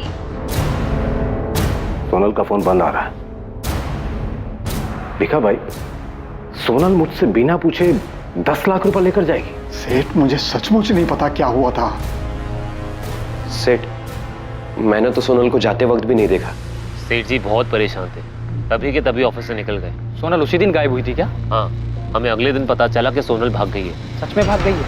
हाँ, हमें तो यही पता है किसी जयेश परमार नाम के लड़के के साथ भागी है। ये जयेश परमार की लीव एप्लीकेशन, 15 अक्टूबर से वो छुट्टी पे। लेकिन इस एप्लीकेशन में लिखा है कि जयेश ने अपने कजन की शादी के लिए छुट्टी ली थी। हमें भी यही बताया था उसने। Jayesh Parmar 3rd year commerce और Sonal Patel 2nd year commerce की स्टूडेंट है। अभी जब आपने बताया तो हमें पता चला कि वो दोनों भाग गए हैं। सोनल पटेल के क्लासमेट नताशा और शिल्पा ने भी हमें कुछ नहीं बताया। सर, मुझे जयेश परमार के मोरबी वाले घर का एड्रेस मिल सकता है? अब ये मामला थोड़ा सीरियस लग रहा है। सीरियस तो है सर। सर, स्कूटर की चोरी की कार्रवाई तो चल ही रही है, लेकिन मुझे लगता है हमें सोनल और जयेश के गायब होने की जांच भी करनी चाहिए। साहब, ये मामला बहुत अजीब है। वो तो लड़की गायब है, लेकिन उसकी फैमिली में से किसी ने भी मिसिंग कंप्लेन नहीं की, और लड़के की फैमिली में क्या हो रहा है ये भी किसी को नहीं मालूम। हाँ बारूद, कॉलेज से कुछ पता चला? सर, जयेश ने 15 अक्टूबर से 15 दिन की छुट्टी की एप्लीकेशन दी थी अपने किसी कजन की शादी में जाने के लिए, लेकिन सर उसका ऐसा कोई कजन है ही नहीं, और जयेश के माँ बाप को तो ये आइडिया भी नहीं है कि उनका बेटा जयेश हॉस्टल में नहीं है। मतलब कॉलेज वालों को ये लगता है कि वो छुट्टी पे घर गया है, और घर वालों को लगता है कि वो हॉस्टल में है। जी सर। सर, मैं जयेश के माँ बाप से मिलने मोरबी जा रही हूँ। सर, पक्का यहाँ कुछ तो बहुत बड़ी गड़बड़ है।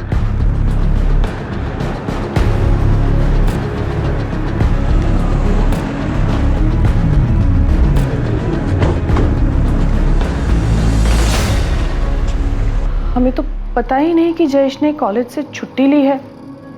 और कौन सा कजिन? वो 17 अक्टूबर से गायब है, और आज 30 तारीख है। आपने एक बार भी अपने बेटे को फोन नहीं किया? नहीं, क्योंकि हमेशा वही फोन करता है, और इस बार जब उसने फोन नहीं किया तो हमें लगा कि वो शायद पढ़ाई में बिजी होगा। मेरा बेटा जयेश हॉस्टल में नहीं है तो कहाँ है? उसका तो फोन भी बंद आ रहा है। इतने दिन में आपने अपने बेटे को एक बार भी फोन नहीं किया। आज जब हमने आकर आपसे पूछा तो आपको पता लगा।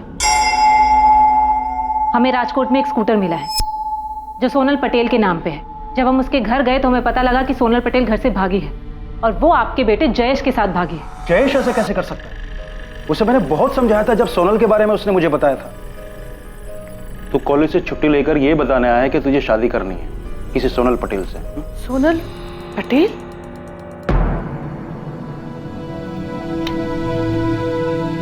मुझे पता है ना तू क्या है। माँ, मैं सोनल से प्यार करता हूँ, और सोनल भी मुझसे उतना ही प्यार करती है। मैं उससे शादी करना चाहता हूँ, और वो भी मुझसे शादी करने के लिए तैयार है। ये शादी तुम्हारी वो सोशल मीडिया की फ्रेंड रिक्वेस्ट नहीं है कि किसी को भी भेज दो। उसके घर वाले तेरा नाम सुनेंगे ना तो सबसे पहले उसे 2 थप्पड़ जमाएंगे, और तेरे पीछे लोग छोड़ेंगे 100 अलग। तेरे खबर छे तो शू करे छे? क्या उस लड़की ने अपने घर वालों से बात की है? क्या कहा उसके घर वालों ने? मना कर दिया। पर पापा, मुझे यकीन है कि अगर आप जाकर बात करेंगे और हाथ मांगेंगे जयेश, बेटा तुम फालतू के चक्करों में मत पड़। तुझे अपनी पढ़ाई पूरी करनी है, सीए बनना है तुझे। लेकिन पापा, मेरे पास इतना टाइम नहीं है। तब तक सोनल की शादी भी हो जाएगी, और मुझे सिर्फ और सिर्फ सोनल से ही शादी करनी है, और किसी से भी नहीं। उसके घर वालों ने उसकी सगाई करा दी है। सगाई हो चुकी है उसकी, और तू बोल रहा है कि तुझे उससे शादी करनी है? ये क्या बचपना है जयेश? अपनी जगह देख। वो बड़े घर वाले पैसे वाले लोग होंगे। जयेश, हम लोग उनकी बराबरी नहीं कर सकते हैं। तो चुपचाप अपनी पढ़ाई पे ध्यान दे और अपना भविष्य बना। जयेश, क्या सचमुच में उस लड़की के साथ? हमें ऐसा सोनल के परिवार वालों ने बताया। किसी वो मना करने के बाद भी उस लड़की के साथ भाग सकता है? मैडम, हम तो सिर्फ इतना जानते हैं कि वो लड़की बहुत बड़े घर से है। उस लड़की ने अपने घर वालों से जयेश को लेकर बात की, लेकिन उन्होंने साफ मना कर दिया था। मूर्ख है वो। मैडम, हमारे लड़के को ढूंढ लो प्लीज। सोनल पटेल और जयेश परमार दोनों बालिग हैं, तो क्या 2 बालिग लोगों को कोई उनकी इच्छा से शादी करने से रोक सकता है, वो भी उनके भागने के बाद? लेकिन स्कूटर की चोरी की रिपोर्ट क्यों नहीं की गई? और फिर देवांग पटेल के ऑफिस में हुई 10 लाख की चोरी का खुलासा। क्या सोनल और जयेश के केस में और भी कई राज थे जिनका सामने आना अभी बाकी था? सोनल और जयेश का फोन 17 अक्टूबर की दोपहर यहाँ राजकोट में स्विच ऑफ हुआ है। सर दोनों ने पहले से ही प्लान बनाया होगा कि एक साथ फोन स्विच ऑफ करेंगे।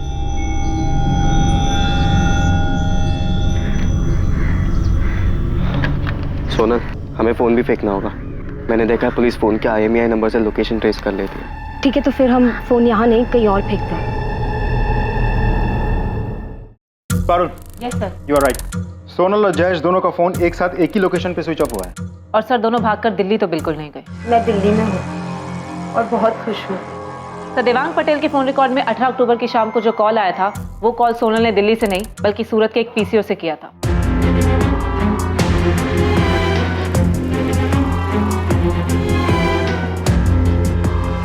सोनल, अभी तुम अपने घर पे कॉल करो और बोलो कि हम दिल्ली में हैं। ठीक है। सर उन्होंने जानबूझकर झूठ बोला होगा। उन्हें लगा होगा कि सोनल के पापा उनका पता लगा लें। लेकिन उसके पापा ने तो पता लगाया ही नहीं। सर वो लोग पुलिस स्टेशन नहीं आए, इसका मतलब ये नहीं ना कि उन्होंने पता नहीं लगाया होगा। पता लगाने के और भी तो कई तरीके हो सकते हैं। देवांग पटेल के कॉल रिकॉर्ड्स कुछ मिला? नहीं सर, कुछ खास। सर जयेश के फोन रिकॉर्ड से एक नंबर मिला, उससे लगभग हर रोज बात होती थी उसकी। मैंने नंबर ट्राई किया, रिंग जा रही है लेकिन तू उठा नहीं रहा। मैंने मैसेज छोड़ा इसे। एक बात बताओ, हम इस केस में सिर्फ इसलिए क्राइम ढूंढ रहे हैं क्योंकि एक स्कूटर लवारिस पड़ा हुआ मिला। सर जयेश के माँ बाप ने मॉर्बी में जयेश की मिसिंग कंप्लेंट दर्ज करवा दी। पारुल, तुम्हें शुरू से इस केस में गड़बड़ लग रही है ना? यस सर, अब तो मुझे और भी यकीन हो गया कि कुछ तो गड़बड़ है। सर लड़की की फैमिली लड़के के अगेंस्ट थी। लड़की की सगाई होती है, उसके बाद वो घर से भाग जाती है और उस लड़के के साथ जो किसी भी मायने में उसकी बराबरी का नहीं है। सर अगर क्राइम नहीं भी हुआ है तो भी हमें पता तो करवाना ही चाहिए कि सोनल और जयेश सेफ हैं या नहीं।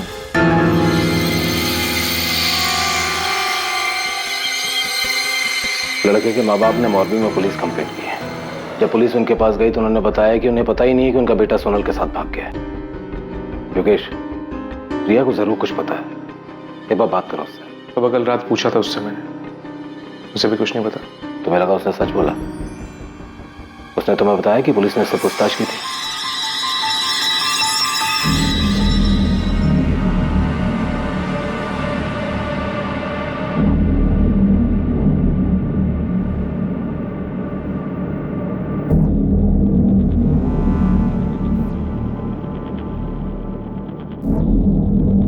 આપ જે નંબરનો સંપર્ક કરવા માંગો છો એ ઉપલબ્ધ નથી।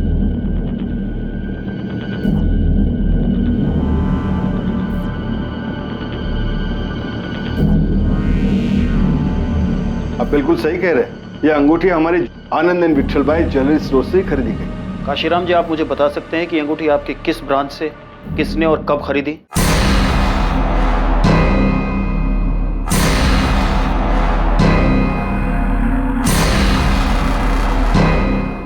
ये आप हमसे किस तरह के उल्टे सीधे सवाल पूछ रहे हैं? हमने जयेश के साथ शादी करने से मना किया तो बिना बताए घर से भाग गई। सोनल 20 साल की बालिग है, हम क्या करते? ये लाइन बोलकर लोग अक्सर पुलिस पे इल्जाम लगाते हैं कि पुलिस कह रही है कि लड़की बालिग है इसलिए हमने कार्रवाई नहीं की, लेकिन यहाँ तो मामला उल्टा। आप खुद ही कह रहे हैं कि आपकी बेटी बालिग है इसलिए आपने कुछ नहीं किया। मैंने बताया ना आपको कि सोनल ने हमें फोन करके कहा कि हमारी जिंदगी में दखल ना दे। सर वो बोल रही है कि वो दिल्ली में, आप लोग बोल रहे हैं कि कॉल रिकॉर्ड से पता चला कि उसने फोन सूरत से किया। हम लोग नॉर्मल लोग हैं सर, हमें कैसे पता चलेगा वो सच बोल रही है झूठ? आप लोग कभी इसकी फिक्र नहीं होती? आपकी बहन, आपकी बेटी कहाँ है, कैसी है? ठीक ही होगी। 10 लाख लेकर भागी है। वैसे ये बात तो आपको ही पता चली, और ये बात आप लोगों ने हमें नहीं बताई। जो भी है, बेटी मेरी, पैसा मेरा, फैसला उसका। वो फैसला जिसमें मेरा कोई योगदान नहीं, ना अच्छा ना बुरा। ऐसा मैं समझ सकता हूँ क्या पूछना क्या चाहते हैं। अगर आप उसे ढूंढ लाते हैं ना तो ले आइए, मुझे कोई दिक्कत नहीं। वैसे भी उसने जयेश परमार के साथ शादी कर ली, अजय के साथ तो उसका रिश्ता हो नहीं सकता, पर इसके बाद भी मैं उसे आशीर्वाद ही दूंगा। हमारे पास जयेश परमार की मिसिंग कंप्लेंट आई और आपकी बेटी जयेश परमार के साथ भागी। तो देवांग पटेल और योगेश, मैं आप लोगों से सीधा सीधा सवाल पूछता हूँ, सोनल और जयेश जहां भी हैं सुरक्षित हैं, सेफ? ये हमें कैसे पता होगा? मैंने बताया ना कि सोनल ने फोन करके कहा कि वो जयेश परमार के साथ शादी कर रही है। हम उसकी जिंदगी में दखल ना दे, बस।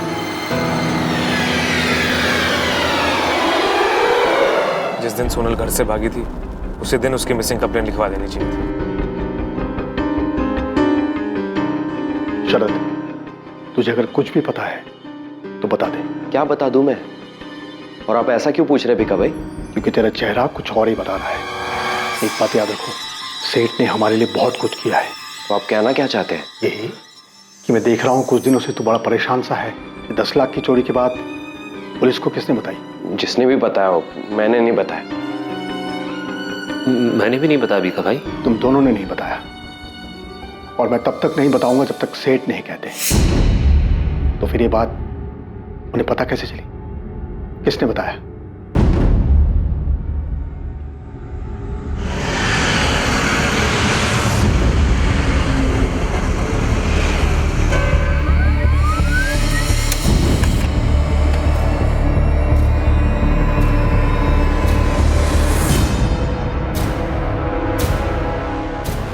सर, आप जिस अंगूठी की बात कर रहे हैं वो इसी लड़की ने हमारी राजकोट वाली ब्रांच से खरीदी थी।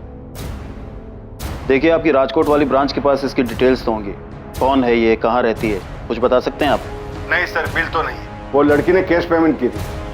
हमारे राजकोट ब्रांच के जो हेड है उन्होंने बताया कि इस लड़की ने 16 अक्टूबर को ये अंगूठी खरीदी थी। और हाँ सर, एक नहीं, दो अंगूठियां खरीदी थी।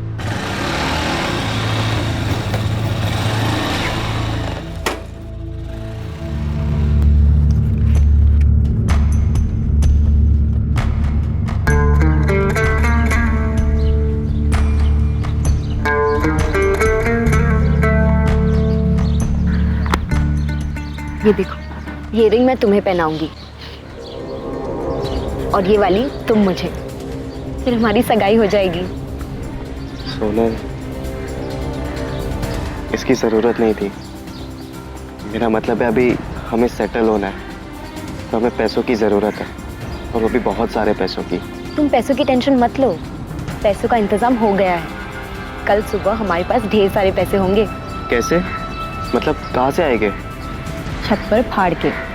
भगवान भी चाहता है कि हम साथ में रहें, इसीलिए उन्होंने आज सुबह ही इशारा दे दिया है कि पैसे कहाँ से आएंगे।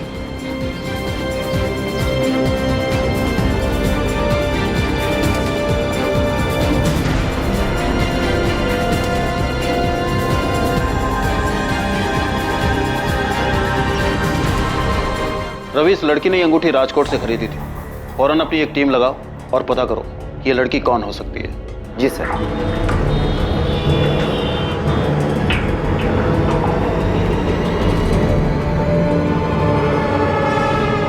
हेलो दोस्त, मैं तुझे कब से फोन कर रहा हूँ, मैसेज भी छोड़ा था, तूने कॉल बैक भी नहीं किया मुझे।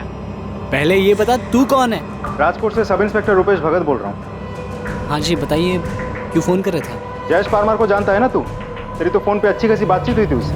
हाँ तो आपसे मतलब ये कि जयेश परमार कहाँ है? अपने घर पे होगा, मोरबी में या राजकोट में होगा हॉस्टल में, और मैं यहाँ अहमदाबाद में रहता हूँ, यहाँ नौकरी करता हूँ। मुझे कैसे पता होगा कि वो कहाँ है? गायब है वो, सोनल पटेल के साथ भागा है।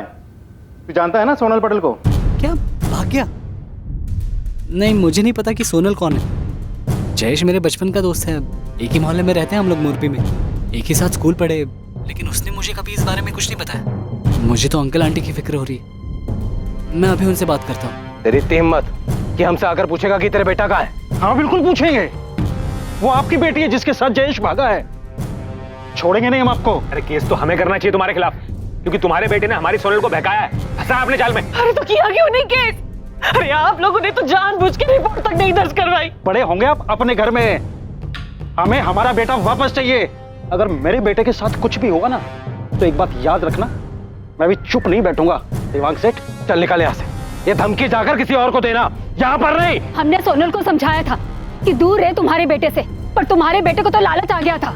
इतनी अच्छी अमीर लड़की जो मिल गई, इसीलिए उसे फंसा लिया और भगा के ले गया। आप लोगों को सब पता था कि वो लोग कहाँ हैं, सब जानते थे आप, लेकिन आप लोगों ने सिर्फ हमें नहीं बताया। अगर हम चुप है तो इसका मतलब ये नहीं कि कोई भी आएगा और मुंह उठाकर हमसे सवाल करेगा। एक बार सोनल और तुम्हारे बेटे को मिलने दो, फिर देखना क्या करते हैं उनके साथ हम। अगर मेरा बेटा नहीं मिला या उसे कुछ भी हुआ तो छोड़ूंगा नहीं तुम दोनों को, जीना मुश्किल कर दूंगा। चल निकाल अब यहाँ से, निकाल।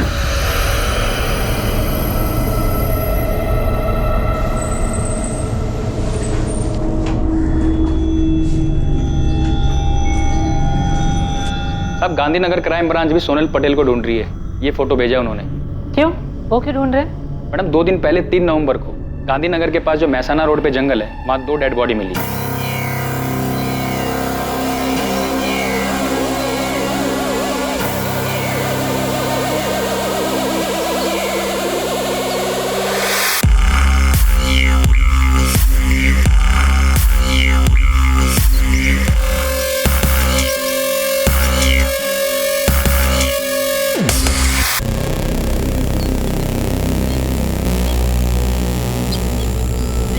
सर देख करके ऐसा लगता है ये लड़के की बॉडी है और ये लड़की।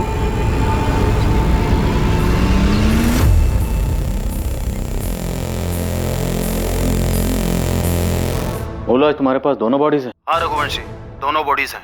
हम तो कल इनका अंतिम संस्कार करने वाले थे। वो तो लड़की की पहचान हो गई इसलिए रुक गए। लड़की का तो पता चल गया है कि वो सोनल पटेल है, मगर लड़के का अभी कुछ अता पता नहीं। लड़का जयेश परमार होगा। 17 अक्टूबर को दोनों राजकोट से अपने अपने घर से भागे थे। हम पता करने की कोशिश कर रहे थे कि ये दोनों सेफ हैं या नहीं। ट्रैफिक पुलिस ने चोरी का एक स्कूटर पकड़ा था, उसी से केस सामने आया। रघुवंशी, हमें दोनों बॉडीज की पहचान करनी चाहिए, लेकिन दोनों बॉडी बुरी तरह जल चुकी है, इसलिए डीएनए टेस्ट से कंफर्म करना होगा। फिर भी मुझे लगता है कि दोनों की फैमिलीज को बुला के बॉडीज आइडेंटिफाई करवानी चाहिए।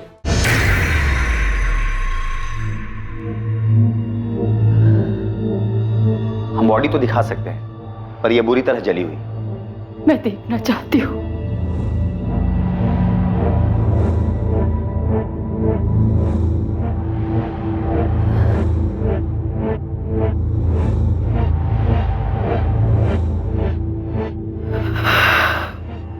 इसकी उंगली से हमें अंगूठी मिली थी, यह भी बुरी तरह जल चुकी थी, और फिर भी इसके जरिए हम ज्वेलर और ज्वेलर से आपकी बेटी सोनल पटेल तक पहुंच पाए। क्या किसी को भी नहीं पता था कि सोनल और जयेश कहाँ पर है?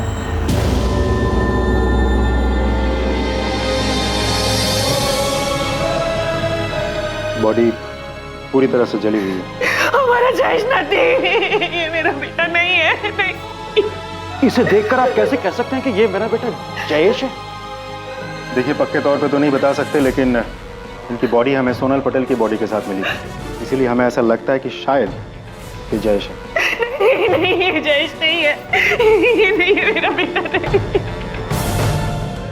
अगर ये जयेश है भी, तो भी इसका ये हल किसने किया? किसने मारा इसे? देवांग पटेल और उसके परिवार ने? उन्होंने किया ये? उदय जी, हमारे पास भी बहुत सारे सवाल हैं, बहुत लोगों से पूछने के लिए, क्योंकि अब तक तो हमारे पास सिर्फ एक चोरी का स्कूटर था।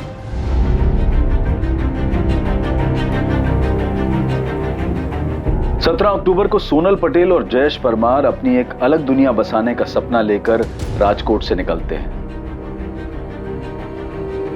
पर 3 नवंबर को घर से भागने के लगभग 2 हफ्ते बाद गांधीनगर के पास सोनल पटेल और जयेश परमार की जली हुई लाशें मिलती हैं। उस वक्त दिवाली का त्योहार था और हर तरफ जश्न का माहौल था, और 2 परिवार अपने बच्चों की भयानक मौत के शोक में डूबे हुए थे।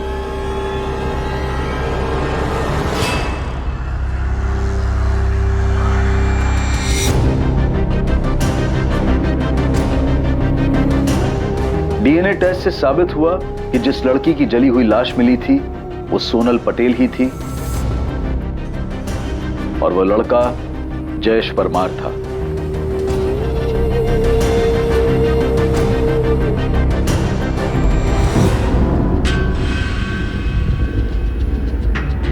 ये दोनों बॉडीज की पोस्टमार्टम रिपोर्ट है, प्लीज। दोनों को गला घोट के मारा गया, उसके बाद लाशों को जला दिया गया। सर, दोनों की बॉडी पर कुछ नहीं मिला सिवाय सोनल की अंगूठी के? नहीं, कुछ नहीं मिला, पर फाइनली इस अंगूठी ने हमें सोनल तक पहुंचा दिया। कातिल ने जानबूझ के दोनों की बॉडीज पर कुछ नहीं छोड़ा होगा। ये अंगूठी भी गलती से उससे छूट गई होगी।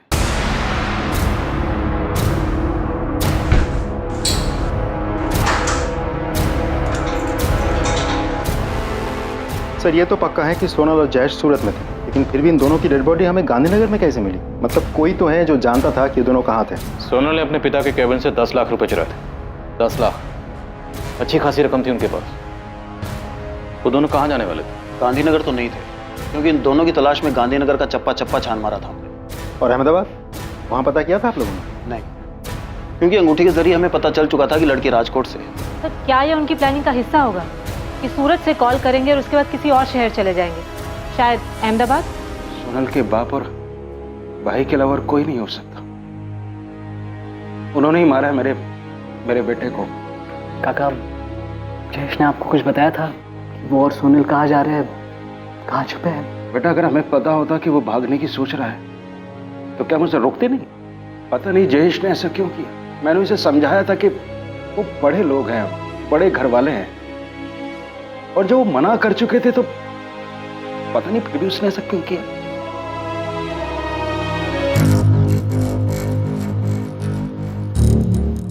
क्या है? भीखा भाई, आपसे एक बात करनी थी। पुलिस का एक खबरी शमशेर बहुत दिनों से मेरे पीछे पड़ा हुआ है। अच्छा, तो ही था जिसने 10 लाख की चोरी वाली बात उन्हें बताई है। भीखा भाई, मैं क्या करता, मुझे बताना पड़ा। और क्या क्या बताया? नहीं, और कुछ नहीं बताया, पर मुझसे बार बार पूछ रहा था सेठ जी के घर में क्या चल रहा है। सेठ जी और उनके परिवार वाले वैसे ही बहुत दुखी हैं, उन्हें और दुख नहीं पहुंचना चाहिए, इसलिए अपना मुंह बंद रखना सीख।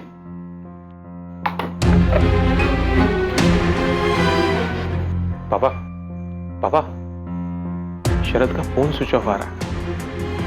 मैंने इससे कहा था कि क्रियाक्रम के बाद में, पर वो गायब है। कहीं कुछ गड़बड़ ना कर दे। मैं आपको अपना नाम नहीं बता सकती, लेकिन मैं सोनल और जयेश के बारे में कुछ जरूर बता सकती हूँ। क्यों? तुम नताशा पुरोहित हो या शिल्पा अजमेरा?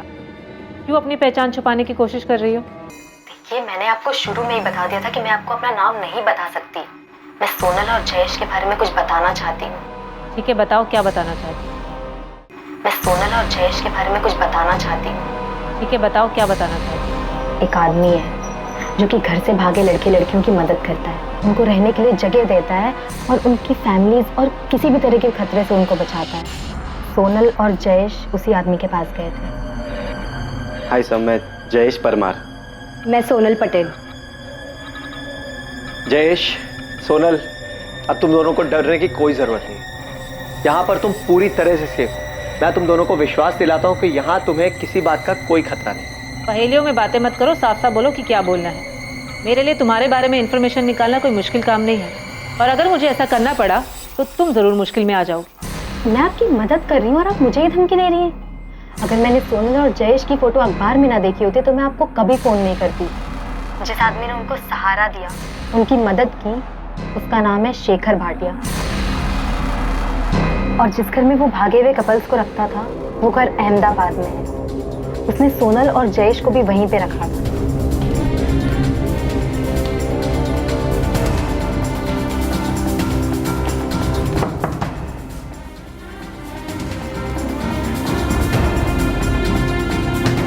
सोनल, जयेश, आओ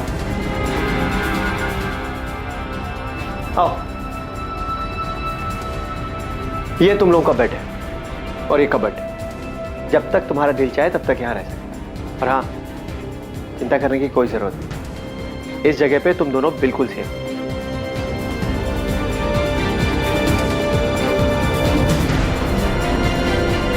सोनल और जयेश को किसने मारा? पता नहीं। हाँ, पर वहाँ एक और कपल था, अमित दवे और भावना राठौड़।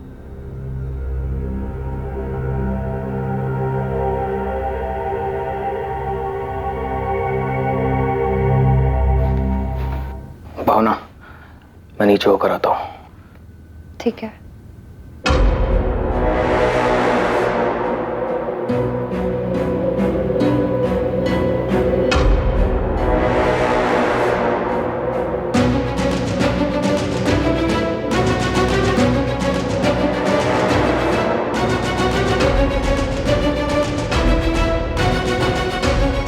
अमित दवे के दिमाग में काफी कुछ चल रहा था। मुझे ऐसा लगता है ना कि वो सोनल और जयेश को मारने की प्लानिंग कर रहा था। तो मुझे अमित दवे और भावना राठौर की कुछ और डिटेल्स दे सकती हो? अगर होती तो जरूर देती, लेकिन मैं उनको ज्यादा नहीं जानती थी। मैं उनसे शेखर भाटिया के घर में मिली थी, जैसे सोनल और जयेश से मिली थी। तो मुझे लगा आपको ये बात बता देनी चाहिए, इसलिए मैंने आपको फोन किया।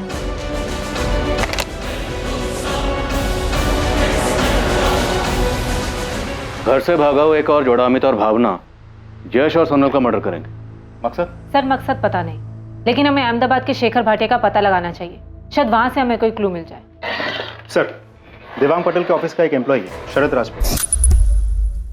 कुछ कन्फेस करना चाहता है लेकिन छुपा बैठा है। उसे डर है कि देवांग पटेल उसको नुकसान पहुंचा सकते। देवांग पटेल का इतना डर कि उसके डर की वजह से एक आदमी छुपा बैठा? सर, मैंने सेठ की डर से अपना फोन भी स्विच ऑफ कर दिया। मुझे बहुत डर लग रहा है सर। शरद, तुम्हें सोनल और जयेश के मर्डर के बारे में पता था? सर, मुझे जो कुछ भी पता है मैं सब कुछ बता दूंगा आपको, लेकिन आपको मेरी बात का विश्वास करना पड़ेगा। अरे पहले तुम सामने तो आओ, या फिर हमें बता दो तुम कहाँ छुपे बैठे हो। तुम्हें लेने हम वहाँ आ जाएंगे। शरद, विश्वास के लिए तुम्हारे सच बोलने की जरूरत है। अगर तुम सच बोलोगे तो हम जरूर विश्वास करेंगे। सर, उसके बाद शरद ने फोन स्विच ऑफ कर दिया, लेकिन उसने कहा कि कल पुलिस स्टेशन आएगा। शरद का नंबर ट्रैक करो, पता लगा उसने ये फोन कहाँ से किया। बच के नहीं निकलना चाहिए और हमसे पहले वो किसी और के हाथ नहीं लगना चाहिए। सर, फारूक, अहमदाबाद में अपने आदमियों को काम पे लगाओ। पता लगाओ ये शेखर भाटिया कौन है जो घर से भागे हुए प्रेमी जोड़ियों को प्रोटेक्शन देता था। जयेश और सोनल उस तक कैसे पहुंचे और कातिल जयेश और सोनल तक कैसे पहुंचे।